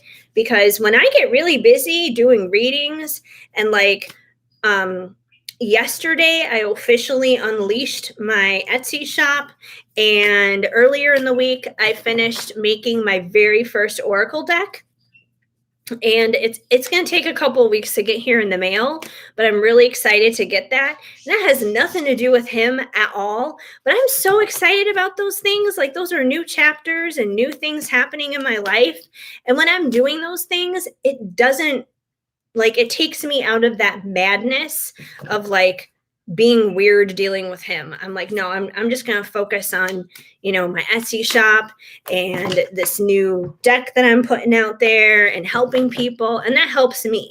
So it may be best for you to kind of just like focus on ways to be of service and help other people, because that's going to help you and that's going to help him and it's going to help the whole situation. You're dating and you like this guy and you're afraid of getting too serious with him because you don't want to end up hurting him if Milton decides to come back around. Milton is your daughter's father, so you've decided to remain hopeful. Well, I mean, once again, that's a decision that's up to you. If you're really feeling it with someone, if you're really clicking with somebody, I wouldn't say like hold back. You yourself may have to have like a karmic contract that you have to fulfill elsewhere with another person. Now, I personally cannot relate to that, because every time I look at a dating app, I'm basically repulsed by everybody that I see.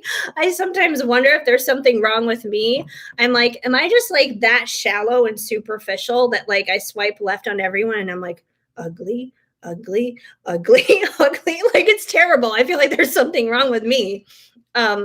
So I can't necessarily relate from that perspective. But if there's somebody that you are clicking with, that you genuinely have like an attraction to, that's mutual and that's not Milton, don't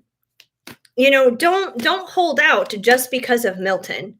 If Milton breaks up with his girlfriend and then you wind up becoming serious with whoever this other person is, with somebody else, that's okay. Then Milton's going to have to experience some of the stuff that you've been experiencing. Like, that's okay. The important thing is to follow what gives you bliss, follow what gives you peace, follow what brings you joy, So we also have the Wheel of Fortune coming through. So I feel like whatever it is that you decide, fortune, favor, blessings, good stuff, it's on its way for you. The wheels can move into the motion of the direction that you want it to for your life. If you want it to be with Milton, you can make that happen. It's probably going to require a lot of this patience stuff going on, like I said, but you can make that happen. If you're feeling it with somebody else, you want to be with somebody else, that's okay too. You can explore that option. If that person is meant to be there, like I said, you may have your own lessons with another person that you may need to experience, just like Milton is experiencing right now with the girlfriend. It could be a mirroring thing that both of you guys may need to experience with other people. If not, that's okay too. The beauty of this is there's no right or wrong way to do any of it. There's no right or wrong way to figure out any of it. So, yeah. OMG, ha ha ha. No, Heather, me too. I find dating apps repulsive and a terrible experience ever again. The only reason why I hopped onto it, honestly, there are two reasons I hopped on. Number one, I knew before I came back home, I knew that my person was on one of them. I didn't know which one, but I knew he was on one of them at least. And I was like, well, I'm just kind of curious if I download it, is he going to pop up? And I have found him. He did pop up. So I did find him. I nearly fell on the floor laughing when I did because I didn't expect that I was going to find him, but I did find him on there. But then the second reason was also because I was like, you know what? I just want to be open. I don't want to make it all about him. I'm just trying to at least be open. And I can't seem to be open because, like I said, it's like every single dude. It's like ugly, ugly, ugly. I mean, let me see. I'll try and show you guys an example if I can on my phone really quick of this one that popped up today that liked me, and I was like, no, like I don't feel that way. I texted the picture to my best friend, and I was like, did living in LA ruin me? Am I just like a shallow bitch now? Because I don't seem to like anybody. All right, I'm zooming in on the guy's face a little bit so you guys can see it better. And I also don't want to show his name because I don't want to like put this guy on blast. But this was someone who liked me on one of the apps. And I was like, really? Like, this is not going to happen. But like, seriously, really, you guys? Like, no. No. I can't. But that's like majority of what's around here. And I'm like, is it the area? Is it me? Like, anyway. I guess I need to just vent. All right, back to you, Elizabeth, and enough of me and my weird. Okay. Two of Wands. So the Two of Wands is about making a decision out of confidence, basically. Those wands are all about making confident decisions. And I see you guys laughing over there. I'm like, it's so hard for me to even read right now because I see all the laughing emojis and dead. Yeah, see, OMG, don't. See, that's what I'm saying. I'm like, I can't. Like, and people wonder, like, why are you single? I'm like, this is why. And then the one person I do care about, you just, I don't know.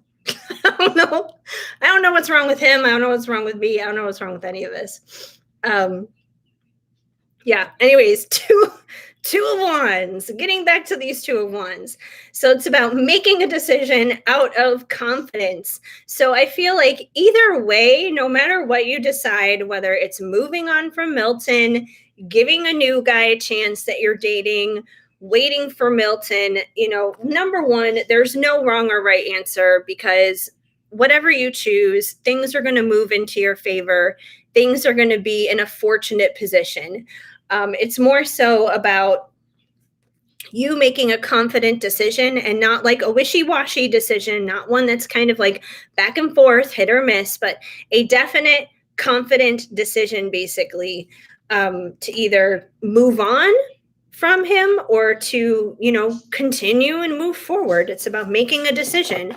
But I think regardless, things are probably going to stay kind of stuck and kind of weird without making a decision. You can't like sit with one foot on both areas. You got to make a decision. Pick a lane and go with it, kind of a thing. And we have the 5 of Wands. So I feel like that kind of signifies your internal turmoil, because you're like, I don't know what to do. I don't know if I should move on. I don't know if I should be with this new guy. I don't know which way to go. So I feel like that kind of signifies your internal turmoil. So it's like Milton has his turmoil. You have your turmoil. I feel like that's one way you guys are definitely mirroring each other right now. That's for sure. What did I miss here? I know there was more that was said. I got so distracted with that creepy weirdo guy. Like, where was I here with what I was reading? So you met him on Hinge, which is really funny because that creepy guy that I just showed you guys, he's on Hinge. I was like, no, no. Yeah, follow what gives you bliss. Follow what gives you peace. That's the most important thing. Because wherever you're feeling like tension and fear, that's not going to give you the answers. Wherever you're overthinking things, that's not going to give you answers. You got to figure out what gives you bliss, what gives you peace. That's the route that you got to follow. Bottom line, even if it makes no sense, that's the route you got to follow. And we have the moon. So the moon can be two different things. It can be like the divine feminine, number one, which would basically be you. And the moon is also kind of like mysterious and, things not being revealed yet. So I feel like that's kind of where you're at right now. You're like, I don't know, like I'm kind of shrouded in this mystery right now on what I should do. Should I move forward? Should I, be with this other guy? Should I wait for Milton? I don't know, kind of a thing. It's kind of like you're just kind of surrounded in mystery right now. But yeah, I mean, the answer is to follow what gives you peace, 1000%. And we have the Ace of Cups. So the Ace of Cups is that new beginning in love, overflowing and just overjoyed with you, basically. So I feel like once again, that new beginning in love can come for you no matter what you do. If you want it to be with Milton, you can still have that.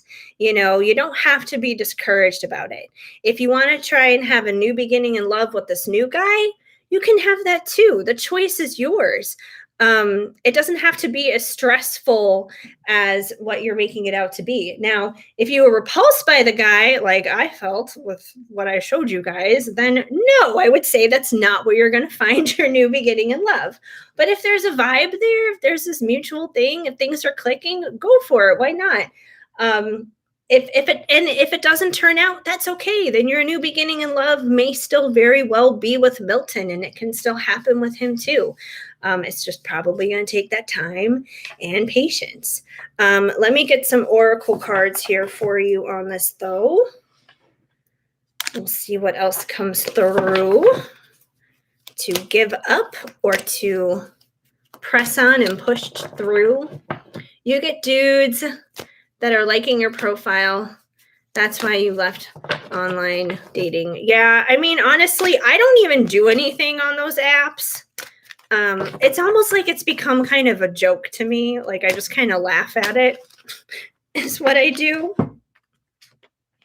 So this is really ironic. These two cards just flipped out and they actually kind of contradict each other, but I'm going to take them both because it's kind of interesting.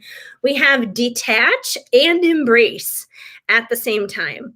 And in a weird way, I feel like this kind of makes sense because in some ways you need to detach from the outcome is what it comes down to. You need to detach from that. Detach is also about like not controlling the situation. Like I know right now you probably feel like everything is out of control because Milton's off with somebody else.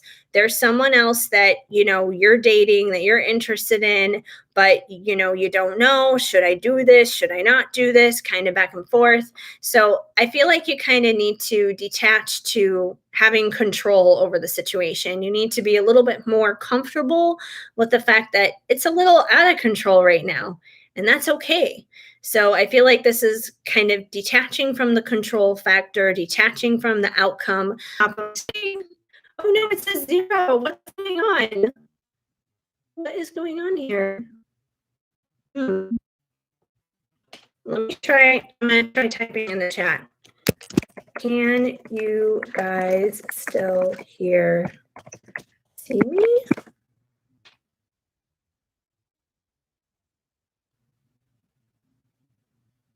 Okay, Rachel's still there.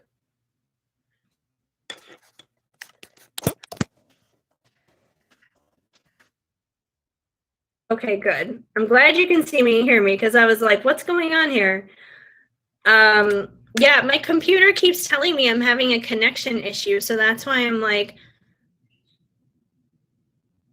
okay, it sort of paused. Okay, I didn't know what was going on because it kept like saying on top of the screen for me that it was having problems connecting.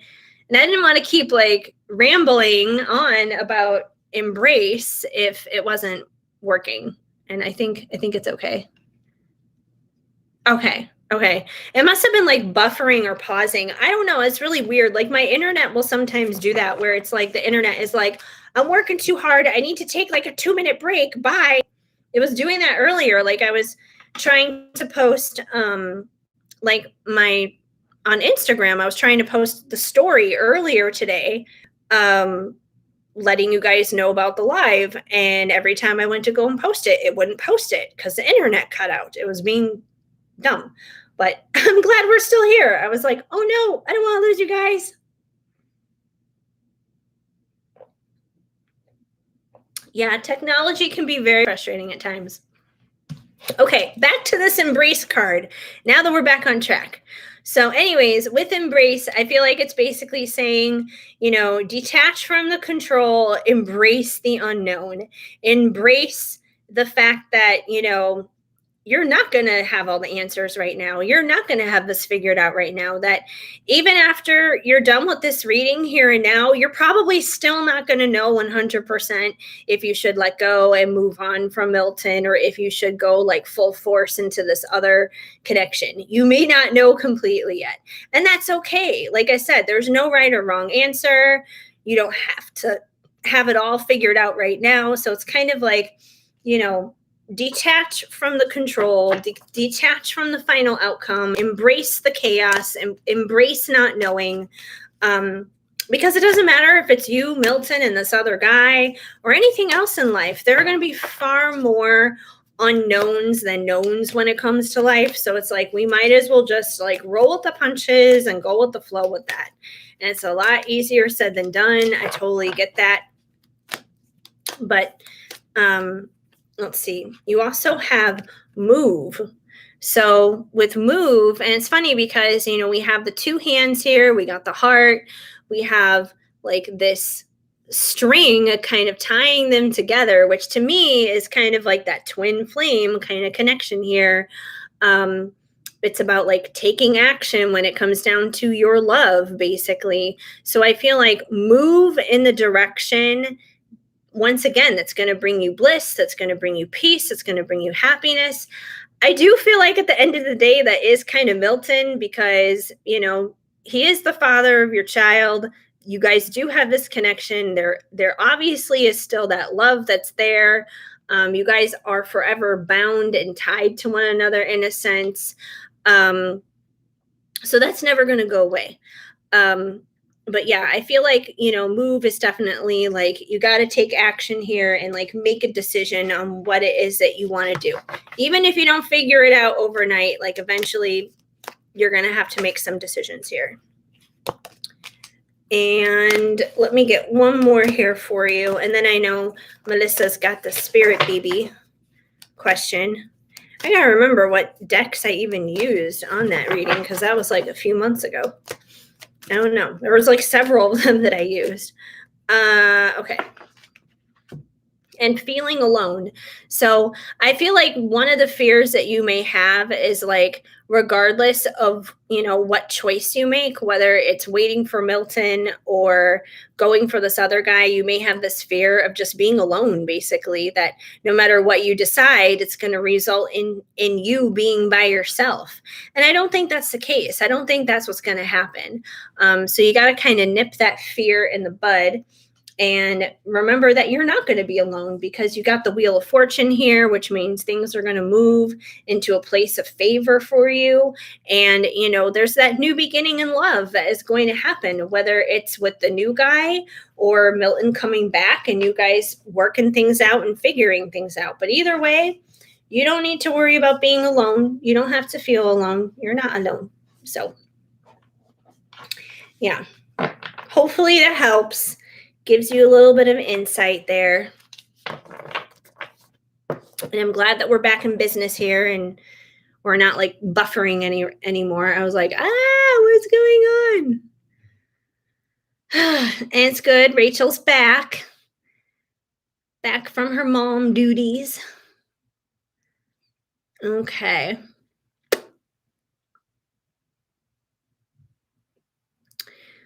It keeps buffering. I hope it's not buffering anymore. That would not be fun. I don't want to buffer anymore. Okay. Oh gosh, I left the screen on that guy's face. No. That's not what I was trying to look at. I was trying to go to PayPal. Not look at that. I don't need to have nightmares tonight. Okay. So Melissa, messages from spirit babies. Do you have any spirit babies? And what do they want to say to you? Okay. Spirit babies. You're welcome, Elizabeth. Hang in there. I get it. It's complicated. Usually these situations are. There's none that are usually smooth, go with the flow. Okay, let me see. I just got to decide what deck I want to go here with on spirit babies. Let me see. I'm going to move these doggies out of the way. And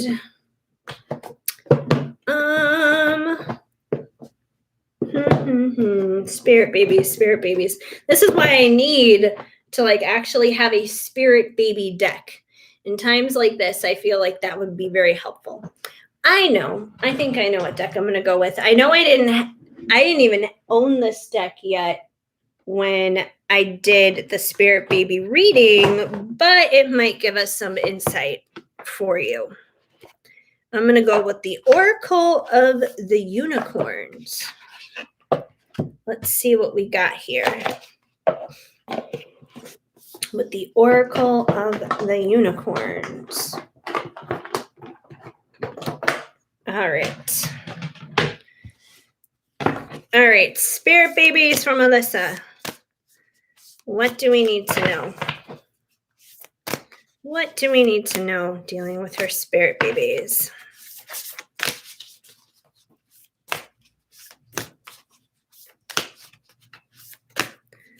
All right, we have abundance. Enjoy the beauty of life. Your supply is unlimited. Blessings are coming to you. So it's a very colorful card, obviously, a very colorful unicorn here. So abundance is a good thing.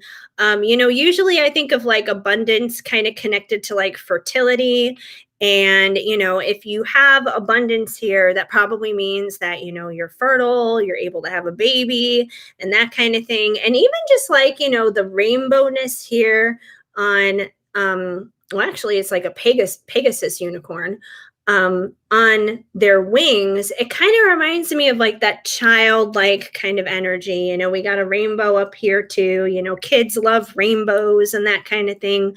So kind of reminds me of like that youthful, childlike kind of energy. So I do feel like you have some spirit babies that are probably around you, and that, you're fertile enough to be able to bring them into this world, especially, with abundance. Your supply is unlimited, blessings coming to you. So, a baby is considered a blessing. So I feel like, you will be blessed having a baby, maybe even a few babies. A flying horse. Yes. A flying horse. We love flying horses. We also have, oh, this is like the exact opposite kind of energy. I had no idea that we had angry unicorns, but we have an angry unicorn. Anger, selfly express your anger. Use anger as a positive force. Honor all your emotions as sacred. So I know this kind of looks like a little scary. Like, what is my baby angry? What is going on here? I don't feel like your baby's angry. However, I do feel like your baby probably is a bit of a spitfire. You may have a baby that just has like a lot of sass and spice. And if anything, you may want to look out when they become a teenager. So yeah, like that kind of energy. So you could be dealing with someone who, your baby could wind up being a fire sign, that they're super feisty. But I feel like someone who's definitely like very strong-willed is what it comes down to here. Because even if you take like anger out of it and you're just looking at the picture of the unicorn, it just looks like a very strong unicorn is what it comes down to. Someone who's going to, stand up in their strength and in their power. So I feel like they're probably a little feisty. So, when they're toddlers, they may kind of like, have their own ideas about climbing on top of things that they shouldn't. When they're teenagers, they may want to sneak out and do their own thing. So they may be a little feisty there. Might get it from you, very sassy as a kid. Well, yeah, I think the sass will be passed down in the generations. So balance. Take time to relax. Indulge in a little more or a little less. Set boundaries with your work. So I know it said like set boundaries with work, but I feel like if anything, this is going to be about finding balance with your spirit baby. So you may have to help them find the balance in life, especially if, they can get to this place of being a little crazy and everything. You're the adult in the situation, you're the parent, so it's like you're going to be kind of there guiding them and leading them and bringing some balance into their life. And just like their mere existence and being in your life is going to bring a certain amount of balance in your life that you probably don't even realize that you need right now. And I think it's funny. It says set boundaries with work. And even though this isn't about work, I feel like it's more like set boundaries with your kid, especially if they're feeling a little sassy here. So yeah, you may have to like put your foot down, you might have to play bad cop in a sense to like establish some boundaries, but you may have to do that. Let's see what else we got.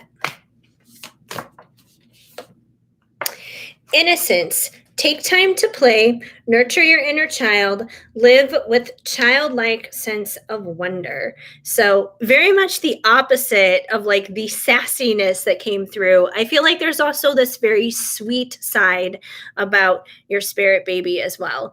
And I mean, if this doesn't scream like parent-child, spirit baby kind of thing, I don't know what does, because you literally have like mama and baby here pretty much.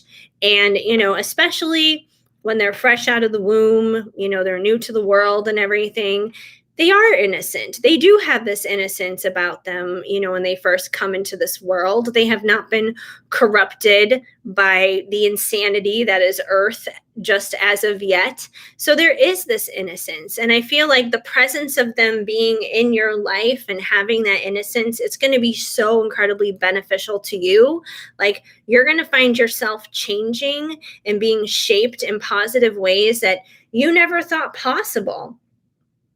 Yeah, live with a childlike sense of wonder. So I feel like, your kid is going to have like all this wonder and innocence, and you're just going to be able to explore that with them. You're going to be able to be a kid in a sense with them, when you play with them and, you play games and stuff like that. Your heart just hurt. That's weird. It's probably your heart space there, your heart chakra opening up is what it comes down to, because when your spirit baby is trying to come through and be a part of your life, that takes like a certain amount of opening up with your heart to be there for them. So it's probably your heart chakra opening up. And we have Goddess, honor your divine feminine energy, see your inner beauty, love every part of you. So I feel like this is weirdly kind of connected to the Pleiades question from earlier, even though this is a different thing altogether.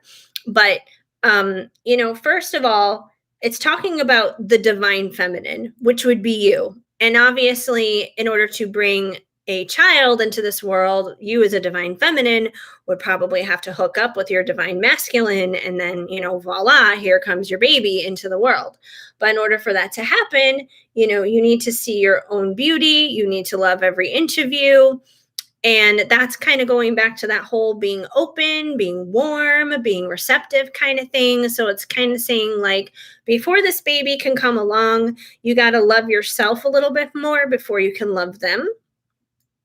And who knows, like, the fact that this is kind of coming out in connection to like that previous question while we're talking about this, the Pleiades guy, he may even want to talk to you about this very subject. He may even want to talk to you about your spirit baby. He probably didn't get far enough to talk to you about it because you kind of shut his ass down. But if you were actually a little bit more warm and receptive to him, ask him about your spirit babies, because he may know some stuff about this, and he may be able to give you even more insight. So yeah, he could very much so be connected to the situation somehow. And we have hope. Stay positive. The worst is behind you. Look to the light. So, I feel like for a lot of people, I mean, maybe not necessarily you, because I know that, it's not like you're actively trying to have a baby right now or something. But I feel like for just people in general, if they were to get this card in regards to like a spirit baby reading, it would be kind of saying like, hey, if you've been struggling to conceive, if you've been struggling to have a baby, like, it's going to happen, like, have hope. So I feel like this is kind of saying for you in your situation, like, have hope. This baby is going to come. It is going to happen. Even if it doesn't make any sense right now, because obviously there's not even a guy in the picture right now, but that doesn't mean it's not going to happen. So it can definitely happen. And I feel like this baby itself probably has a lot of hope. Probably has a lot of hope that it can bring to you and through you, basically. Let me get one more for you.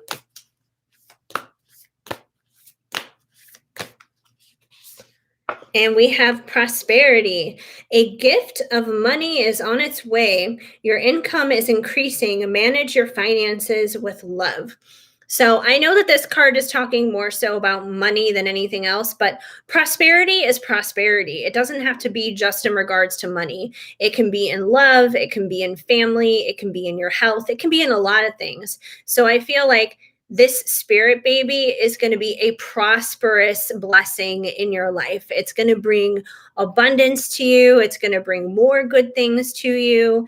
And if anything, maybe the money connection here is just saying, hey, prepare your finances. Get ready for this spirit baby to manifest into reality, because it's kind of hard to take care of another human being if you're not financially ready for it, if you're not financially prepared for it. But considering it is talking about like prosperity with money, I do feel like you will be covered with this. You will be taken care of with this. So hopefully that helps and resonates and makes sense and gives you a little bit of insight there with the spirit babies.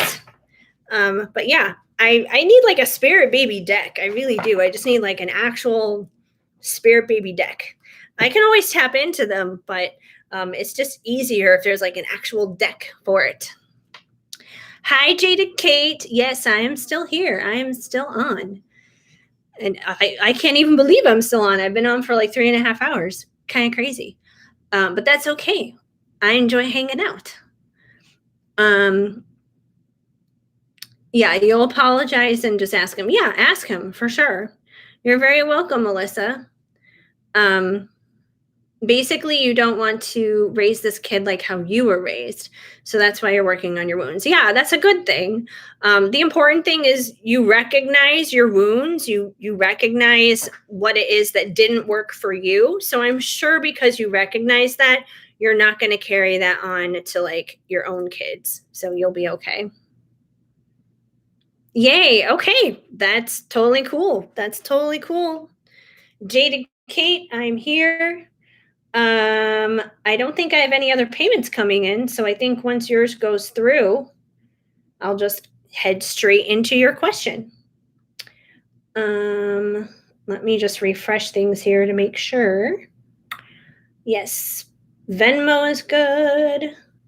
And PayPal. Double checking. Yes, we're all good. So Jaded Kate, whenever you're ready, I'm ready. I'm good to go. I'm gonna have a sip of coffee in the meantime while I wait because I've barely made a dent in it. I'm like just very slowly sipping it here.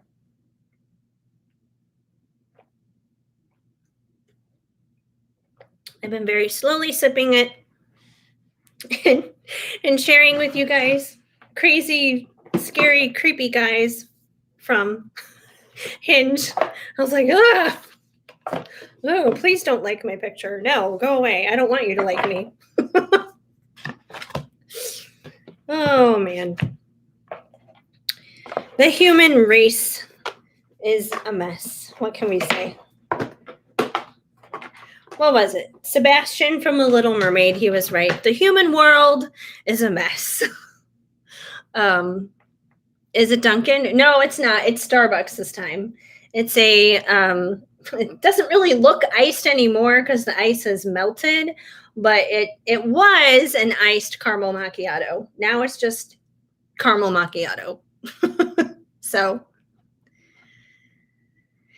yeah, I was like, no, that's not happening. Like right off the bat, like I saw like the chin hair was like at a point, and I was like, what is with that? Like, who's doing that? Like, why would you do that to yourself? Just no. Like I said, I feel like every time I wind up going onto a dating app and I'm just swiping left on people, I'm like, I'm just a shallow bitch. That's how I feel. I'm like, I must be a shallow bitch because I don't like any of you people. Like, you all scare me and terrify me. Okay, Jaded Kate, I got you. I got your payment. So, what's your question? Bring it, because I'm ready. Yeah, they are really good. I think what I like best about them is like they kind of start like super strong on the coffee part, and then the more I drink it, like the more sweet it gets. I'm like, oh, it's like nice and sweet now. So, okay. All right. Whenever you're ready, I'm ready. I am ready here. I got my tarot cards. I'm shuffling them already. So let me know what your question is. Yes, they're so good. And the good thing is, like, I'm one of those people who can drink coffee like really late at night, and I still have no issues sleeping at night when I go to bed. Like, it doesn't bother me. It just doesn't. I'm like, I can still drink it. It's like 10 o'clock at night, 10:39 right now, and I'm still drinking it, but I'll still sleep tonight. No big deal. Anything spirit wants you to know about your twin flame. You're close to meeting, but it's taking a long ass time. Ugh, I hear you with the long ass time. I feel like anything dealing with a twin flame equals long ass time. I hate long ass time.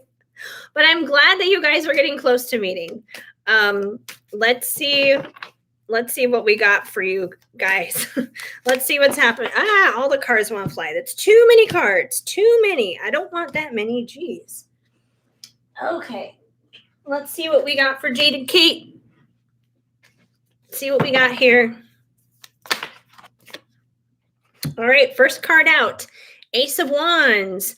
So we have a passionate, fiery new beginning going on here. So I feel like when you guys get to this place where you're ready to meet up, it'll be a fiery and passionate new beginning. So, because he is your twin flame, obviously twin flames are that crazy magnetic sexual power that just like is drawn to one another like no other. And I feel like you guys are definitely going to have that where you guys are going to be super drawn to each other. So, if you guys may have problems in a sense keeping your paws off of one another is what it comes down to, because there's a lot of fire and a lot of passion, and especially the longer you have been waiting to meet up, the more that pent up energy is going to be there. But let's see what else comes through. We have the Five of Swords. So the Five of Swords is about conflict.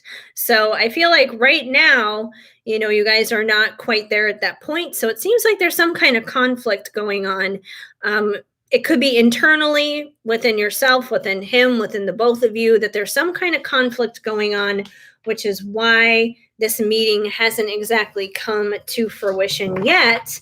Seems like some kind of obstacle that probably needs to be overcome before you guys do meet up. Let's see what else we got. We have the Page of Pentacles. So the Page of Pentacles is about an authentic, genuine, real offer being made in the physical world. Typically pages are not about like the action. They're typically about like thinking about doing that. So I feel like on his end, he is probably thinking about, giving you a genuine offer, like something very physical, something very real, something very tangible, like, asking you out, or like maybe taking things to the next level of commitment, or however that is that it looks for you. I feel like that is on his mind. That is something that he's thinking about. In fact, that could be something that he's conflicted about right now, because he could be a little bit back and forth in his head. Like, should I ask her? Should I not ask her? Should I? Shouldn't I? Should I? Shouldn't I? So that could be even like his own internal conflict that he may be going back and forth on. But he does want to have like a new beginning passionately with you, and offer you something genuine and real, not something only based off of the passion. But to actually have something like grounded and stable and steady that he can give you. Too many cards again. Jeez.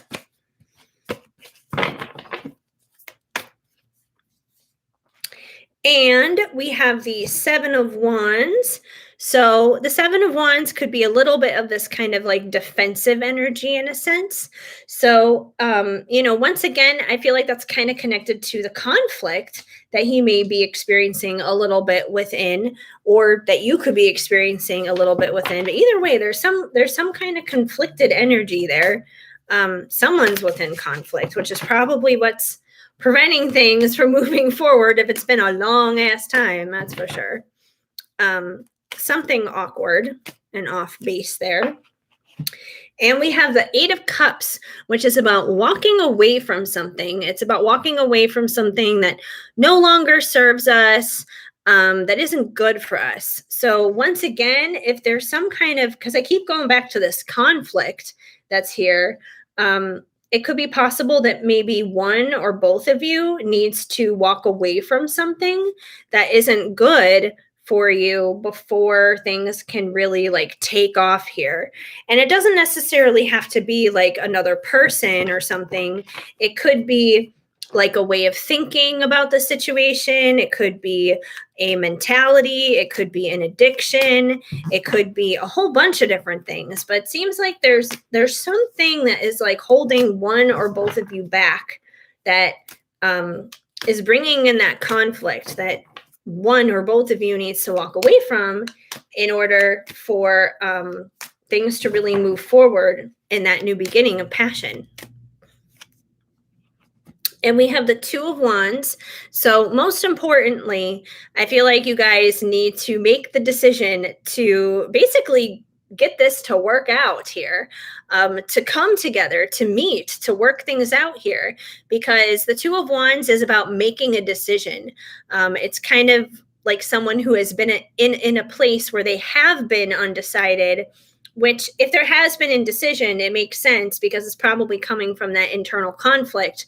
It's probably coming from a place of like, hey, I got to walk away from something. I got to change something here. I got to look at things differently. I got to think about things differently. I got to let go of anything negative surrounding the situation in order to move forward, in order to get what it is I actually want out of the situation. So there may have been indecision around that. And it's time to make a decision to basically get it together here, is what it comes down to. Because, that wand energy, it's confident. It's a confident energy. So it's best to make the decisions coming from a place of confidence. Not from like a wishy-washy place, not from a place where you're going back and forth, like, okay, I made my decision, but I don't really know if I made the right decision. It's like, no, like make your decision and dive in and dive in deep with it. It's kind of like, here we go. If it's wrong, it's wrong. If it's right, it's right. Whatever it's going to be is what it's going to be. Either way, it's going to work itself out in the long run. And we have the Hierophant. So the Hierophant, I feel like, would kind of be like him in this situation because, the Hierophant is basically someone who is super spiritual. He's someone who's intuitive and that kind of thing. Similar to like the High Priestess, the High Priestess would kind of be like you in the situation, who is also very spiritual. Like the Hierophant and the High Priestess would be like counterparts to one another. So I do feel like he is someone who is very, spiritually attuned, very spiritually aware. Even if he isn't necessarily someone who would be vocal about it or not, I feel like he still like knows stuff deep down within. He still knows the stuff on the inside. So I feel like, he is probably in a time in his life right now where he is like understanding things from a higher level, from a more spiritual standpoint, not just from a 3D physical kind of mindset, which is a good thing because if any of the negative thinking here is stuff he needs to walk away from, he's going to need to step into kind of like that Hierophant energy to see it from like a higher level, to see it from a whole other way of being, basically. And we have the Magician. And I feel like the Magician and the Hierophant are very kind of similar in the sense, because only someone who is like very spiritually attuned and spiritually aware like that could become the Magician. And the Magician basically is capable of manifesting anything that he wants in his life. He's got the cups, the swords, the pentacles, the wands. He's got everything. He's got all the tools. He has all the abilities, everything he needs in order to manifest the life that he wants. So I feel like between the two of you, you guys both have the ability to be the Magician in the situation with your connection. If you guys want to manifest union, if you guys want to manifest seeing each other and working on things and working through things, you guys can do that. You have the ability to. It's like, yeah, spirit does its part in our lives, but it can only do so much. There's also a point where there are certain things we need to do too. You are a co-creator in that. So I feel like both of you have the opportunity to manifest the situation that you want out of this, the relationship that you want out of this. And we have the Seven of Pentacles. And the Seven of Pentacles is basically you reap what you sow. Whatever it is that you put out there is exactly what you're going to get back coming to you. So if you're putting out there negativity, fears, doubt, worry, insecurity, unfortunately, you're going to draw all that bad stuff in. But if you're being thankful, if you're speaking words of affirmation, if you're, feeling good about yourself, you're feeling good about him, you're feeling good about your connection, it's going to bring in more of the good stuff with each other. So like I said, if there's any conflict that's there, I feel like it's probably mental. Even if there are physical obstacles, usually physical obstacles only come about because we've mentally put them there in a sense. So, like I said, I feel like any of that stuff is the stuff that needs to be walked away from here in order for things to be at its best with the two of you coming together. Let me get you some oracle cards to go with this. We'll see what else we got here that you need to know between the two of you.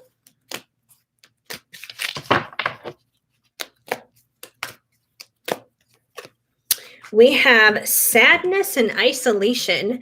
So I feel like, either you or him or both of you have probably unfortunately felt this way in the connection at times.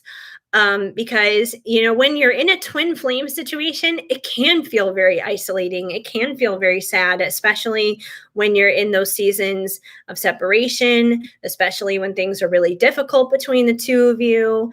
And especially when it seems like there's no one else around you who really understands or gets what it is that you're going through.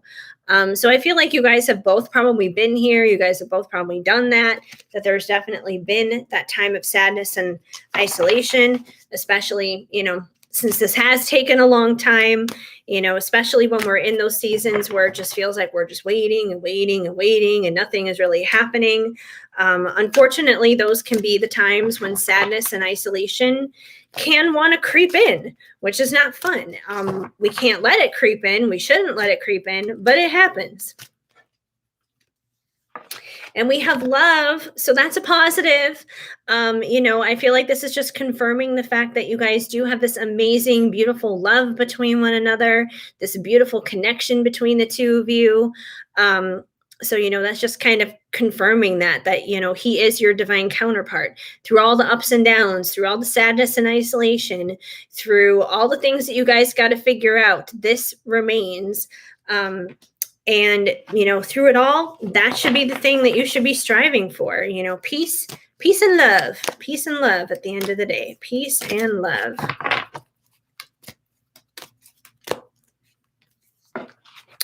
And we have moving on. So the moving on card, I feel like kind of reiterates here the Eight of Cups, because like I said, the Eight of Cups is kind of about moving on as well. And like I said, I don't feel like it's, the two of you moving on from one another. I feel like it's both of you moving on from the things that don't serve you, so you guys can have like the relationship and the connection that you both deserve to have this work out. So it's about moving on from the sadness and isolation, moving on from the fears, moving on from the doubts, moving on from the worries and the insecurities. You don't want to drag that into your relationship, especially if you guys are meeting up soon. You want to try and like be in the best energy space as possible. Don't go into it, like fearing like, what if this doesn't work out? What if it goes this way? What if it goes that way? Blah, blah, blah, blah. Try not to go there. That's the kind of stuff that you need to move on from. The only things in life we ever need to move on from are the things that make us lose our peace, the things that make us lose our joy. And we have choose your battles. So, that can be a really tricky one at times too, because being on that twin flame journey, once again, it can be like a battlefield. Love is like a battlefield. And sometimes we have to pick and choose our battles wisely. Some things are worth fighting for, and some things we just need to let it go, especially the trivial stuff, and this is usually a lot of the times where like those triggers will come up and that kind of thing. And sometimes it's just best to let things go and not bother you so much. Because if you let like all the little things rob your joy and rob your peace from you, like how are you going to be with the bigger things? So, try not to let every single little thing bother you when it comes to him, or, he shouldn't let every little thing bother you or bother him with you either. So pick and choose your battles wisely. And we have trust, which is most important and probably the most challenging thing to do in this type of connection. Is you just have to trust. Being in a twin flame situation is not easy. It requires an enormous amount of faith and an enormous amount of patience, more so than what most people go through in life. And all you can do is trust. It's kind of like the whole thing of like the little kid who's going to jump and land into his dad's arms. You just have to trust that that dad, which is basically God, basically is going to catch you in this situation. You got to trust. Um, Without that, you're kind of left with nothing. And the trust, once again, comes from letting go and moving on from fears and doubts and insecurities and that kind of thing. Because if you're fearing things, if you're doubting things, you're not trusting, bottom line.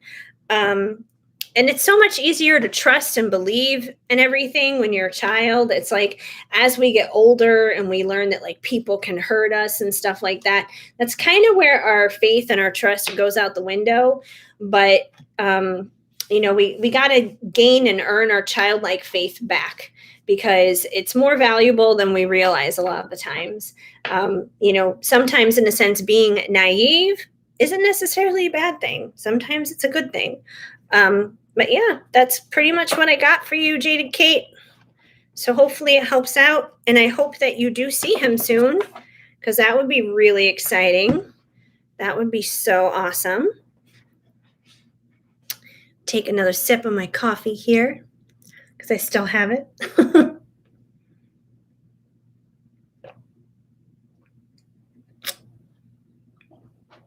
And I can't believe my dog has been quiet this entire time. Well, except for like way earlier. Like he barked like way earlier when I first got on. But he's been quiet and I don't know where he is. I think he's hiding under the couch. Sometimes he does that. Like I'll be like doing readings and he'll be like, I'm going to go under the couch now. Like, why? Why are you being weird? Oh my gosh. I go and I refresh Venmo, and I see one of my friends paying somebody else for all this alcohol. I'm like, wow, okay. You're welcome. I'm glad it confirmed a lot. So yeah, twin flame situations are loaded. So I get it. They get kind of crazy. And obviously my friend Caleb is out drinking tonight. Thanks to Venmo for letting me know. Yeah, like I just saw that he like paid someone for like wine and beer, and I'm like, Caleb, what are you doing? Like you're paying like all this alcohol. Okay, well I think I'm good on paid readings, so I think I'm gonna wrap it up here in just a bit, because I've been on for like almost 4 hours. It's crazy. Before I do wrap it up, though, I'm going to do just like a little bit of a general spread here for you guys who are still left. And I'm going to use it using these new cards I just got in the mail a few days ago. It's not my own deck, because I don't have those just yet. But I was browsing around on Etsy and I saw this deck and I just thought it was so cool. I was like, oh, this looks kind of fun. It's the Millennial Oracle. So it's all millennial. It's all millennial language. So this should be entertaining. Just kind of a general message of what we need to know this week. So yeah, let's see what we need to know.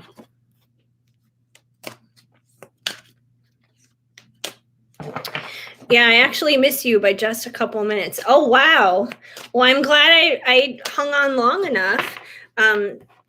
The longer I'm on, it's usually because it's like, oh, I'll just like get super rambly in a reading or about some other random topic or whatever it is, but I'm still here. All right. So first card out, we got mood. The topic or how you're feeling is relatable to them. Relatable feelings, understanding. So this week, you may, like, it's kind of funny. Like, I almost kind of feel like you might be in a mood.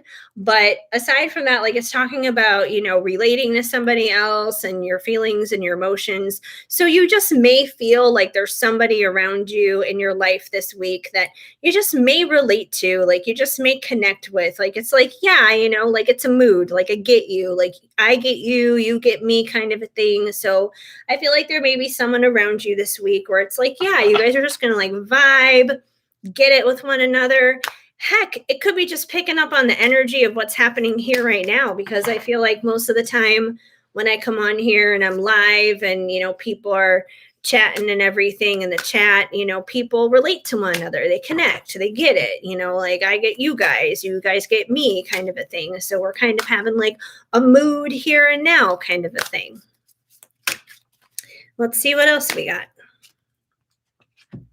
Extra, over the top, trying too hard, completely unnecessary, excessive, dramatic, out of place. So try not to be extra this week. Try not to be dramatic. I know easier said than done. I know that for myself, I can definitely be extra on a lot of unnecessary shit is what it comes down to.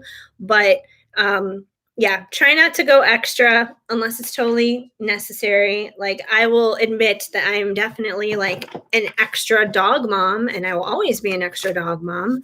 And I have no issue being that way or doing that. So, yeah, but try not to go extra in areas where it's not necessary, in areas where, it's kind of like pick and choose your battles. Like, if you don't need to go there, don't go there. Like, some things are not worth it. Yeah, I thought that was really cool. Millennial deck.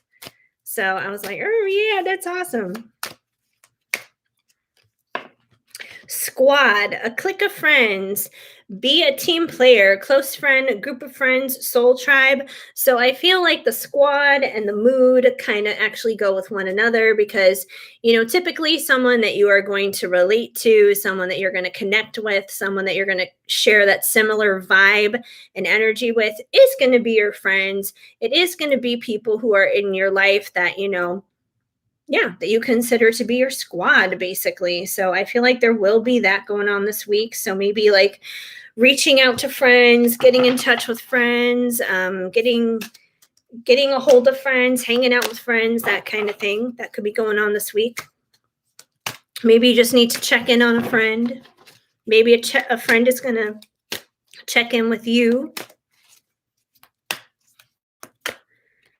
And we have ratchet, person or place of being wretched, behaving stupidly or reckless, nasty, unappealing, inelegant. So look out for ratchet people, I guess, this week. Try and stay away from that. The ratchet energy could be connected to the extra energy, I feel. So, if there's someone who is like behaving badly towards you or kind of rubbing you the wrong way, they're acting kind of ratchet towards you, don't let it bother you. Don't let it get to you. Don't be dramatic. Don't be extra about it.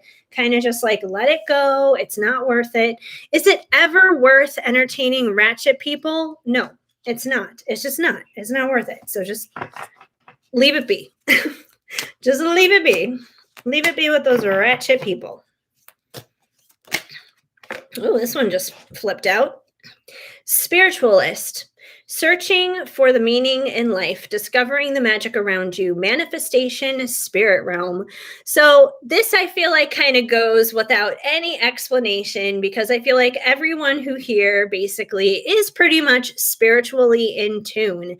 Everyone here basically is working on wanting to manifest their best lives and, work on themselves and heal themselves and, make a positive difference in the world. So I feel like this is just like an ongoing, consistent thing that you guys will be doing throughout the week, as well as beyond that, pretty much. What type of squad would that be? Suicide squad? That's kind of funny. Whatever squad you want, whatever kind of squad you want to have is what it comes down to. Whatever kind of squad you want to have. Glow up, a major self-transformation, doing the work to be better, makeover, change, and appearance. So, once again, if you're a spiritualist, if you're a spiritual person, basically, we're constantly glowing up. We're constantly working on ourselves. We're constantly working on healing and changing and bettering ourselves to better our lives, to better the world, to better everything. So I feel like, once again, these two cards kind of go hand in hand. So that's going to be something that is going to be continuing through the week. And I feel, honestly, beyond the week because, let's be real, that's just life. That's going to continue on whether we like it or not. Let me get a couple more. Spilling the tea, something juicy, hidden truth, disclosing information, slander, gossip, shocking, untrustworthy. So try to stay away from gossip, I feel like, because I feel like that could be connected to the ratchet person. Because a ratchet person is going to want to spill the tea. A ratchet person is going to want to gossip. A ratchet person is, gonna want to like slander and all that other kind of stuff. So this could be the kind of thing, once again, to stay away from, because it could become like a whole other dramatic thing that you just don't need in your life during the week. So try to stay away from people who are interested in spilling the tea. Because it's like everybody wants to know the tea, but then when the tea becomes about you, it's like you won't have anything to do with the tea. The tea is kind of poisonous and kind of toxic for just about anybody. So yeah, gossip ain't good. It really is not a good thing. Yup, leveling up. Always, always, always leveling it up. And breadcrumbing, avoiding making any real effort, keeping one's options open, mind games, non-committal. I feel like, once again, this is about that ratchet person. I don't know who this ratchet person is, but I don't like them. Because I feel like a ratchet person, once again, would breadcrumb. It doesn't necessarily have to be a romantic person of interest, because I know a lot of the time breadcrumbing can be in regards to a romantic connection. It doesn't have to be, though. I kind of get the vibe it could be like a toxic friend, or like a coworker, or like some kind of acquaintance, just some kind of acquaintance or something, where it's like they're more interested in gossiping, they're more interested in creating drama and being over the top extra. And it's like they're the person who will just like breadcrumb you enough to kind of pull you in to like spill the tea. And it's like that's kind of like what it is they want to do. So just be on the lookout for those kinds of people, because there's always those kinds of people and they're not so much fun. Definitely not so much fun. And we have high key. Something needs to be said. Out in the open, obvious, letting everyone know. So I'm going to wrap it up with this being the last card. But with this one, with being high key and basically voicing yourself is what it comes down to. So if you see something is a little off, if something is a little weird, if something doesn't sit right with you, don't be afraid to speak up. Don't be afraid to speak your mind, speak your truth, because that's basically what this card is all about.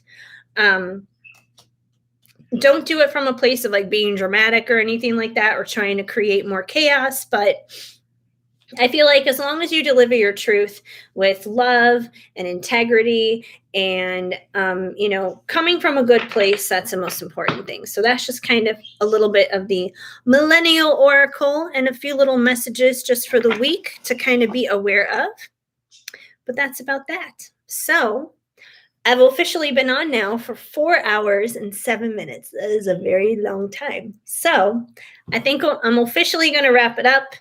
I won't be live on Friday because I'm going to be over at my mom's on Friday. I'm spending the weekend over at her place to kind of like help her do some stuff around there. And otherwise, I should be back on Monday for lives. But I do have some pick-a-cards coming up the rest of the week. I have 2 that are already recorded that are going to be up soon. So tomorrow I'm going to be posting my Lionsgate pick-a-card. So if you want to know what is in store for you for Lionsgate, what it is that you need to know in order to like have the best Lionsgate, since it's such like a key time for manifestation, kind of get yourself in the best mindset going into that. That is what tomorrow's pick a card is going to be. It's going to be about Lionsgate. So if you're interested in that, check it out tomorrow. It'll be up probably sometime in the early afternoon, I want to say. So that one's locked and loaded and ready to go. And there we go. So anyways, I think that's about it, you guys. So I'm going to wrap things up. Check out my Etsy shop. I don't think that link is in my description, but if you go over to my Instagram, it's over there. So yeah, my Etsy shop is brand new, and in a couple of weeks, I'll officially have my very first deck that I'll be able to use and show you guys. I'm so excited to like actually announce it. I Even though it's done, I'm not announcing what it is just yet. I don't want to do that until I have it physically in my hands, but it is done. It is ready. I just have to wait for it to get here. Um, so yeah, that's really exciting. So anyways, thank you for hanging out. Thank you for all the likes and subscribing and commenting and all that good stuff. And I will see you guys later. So, mwah, keep sparkling.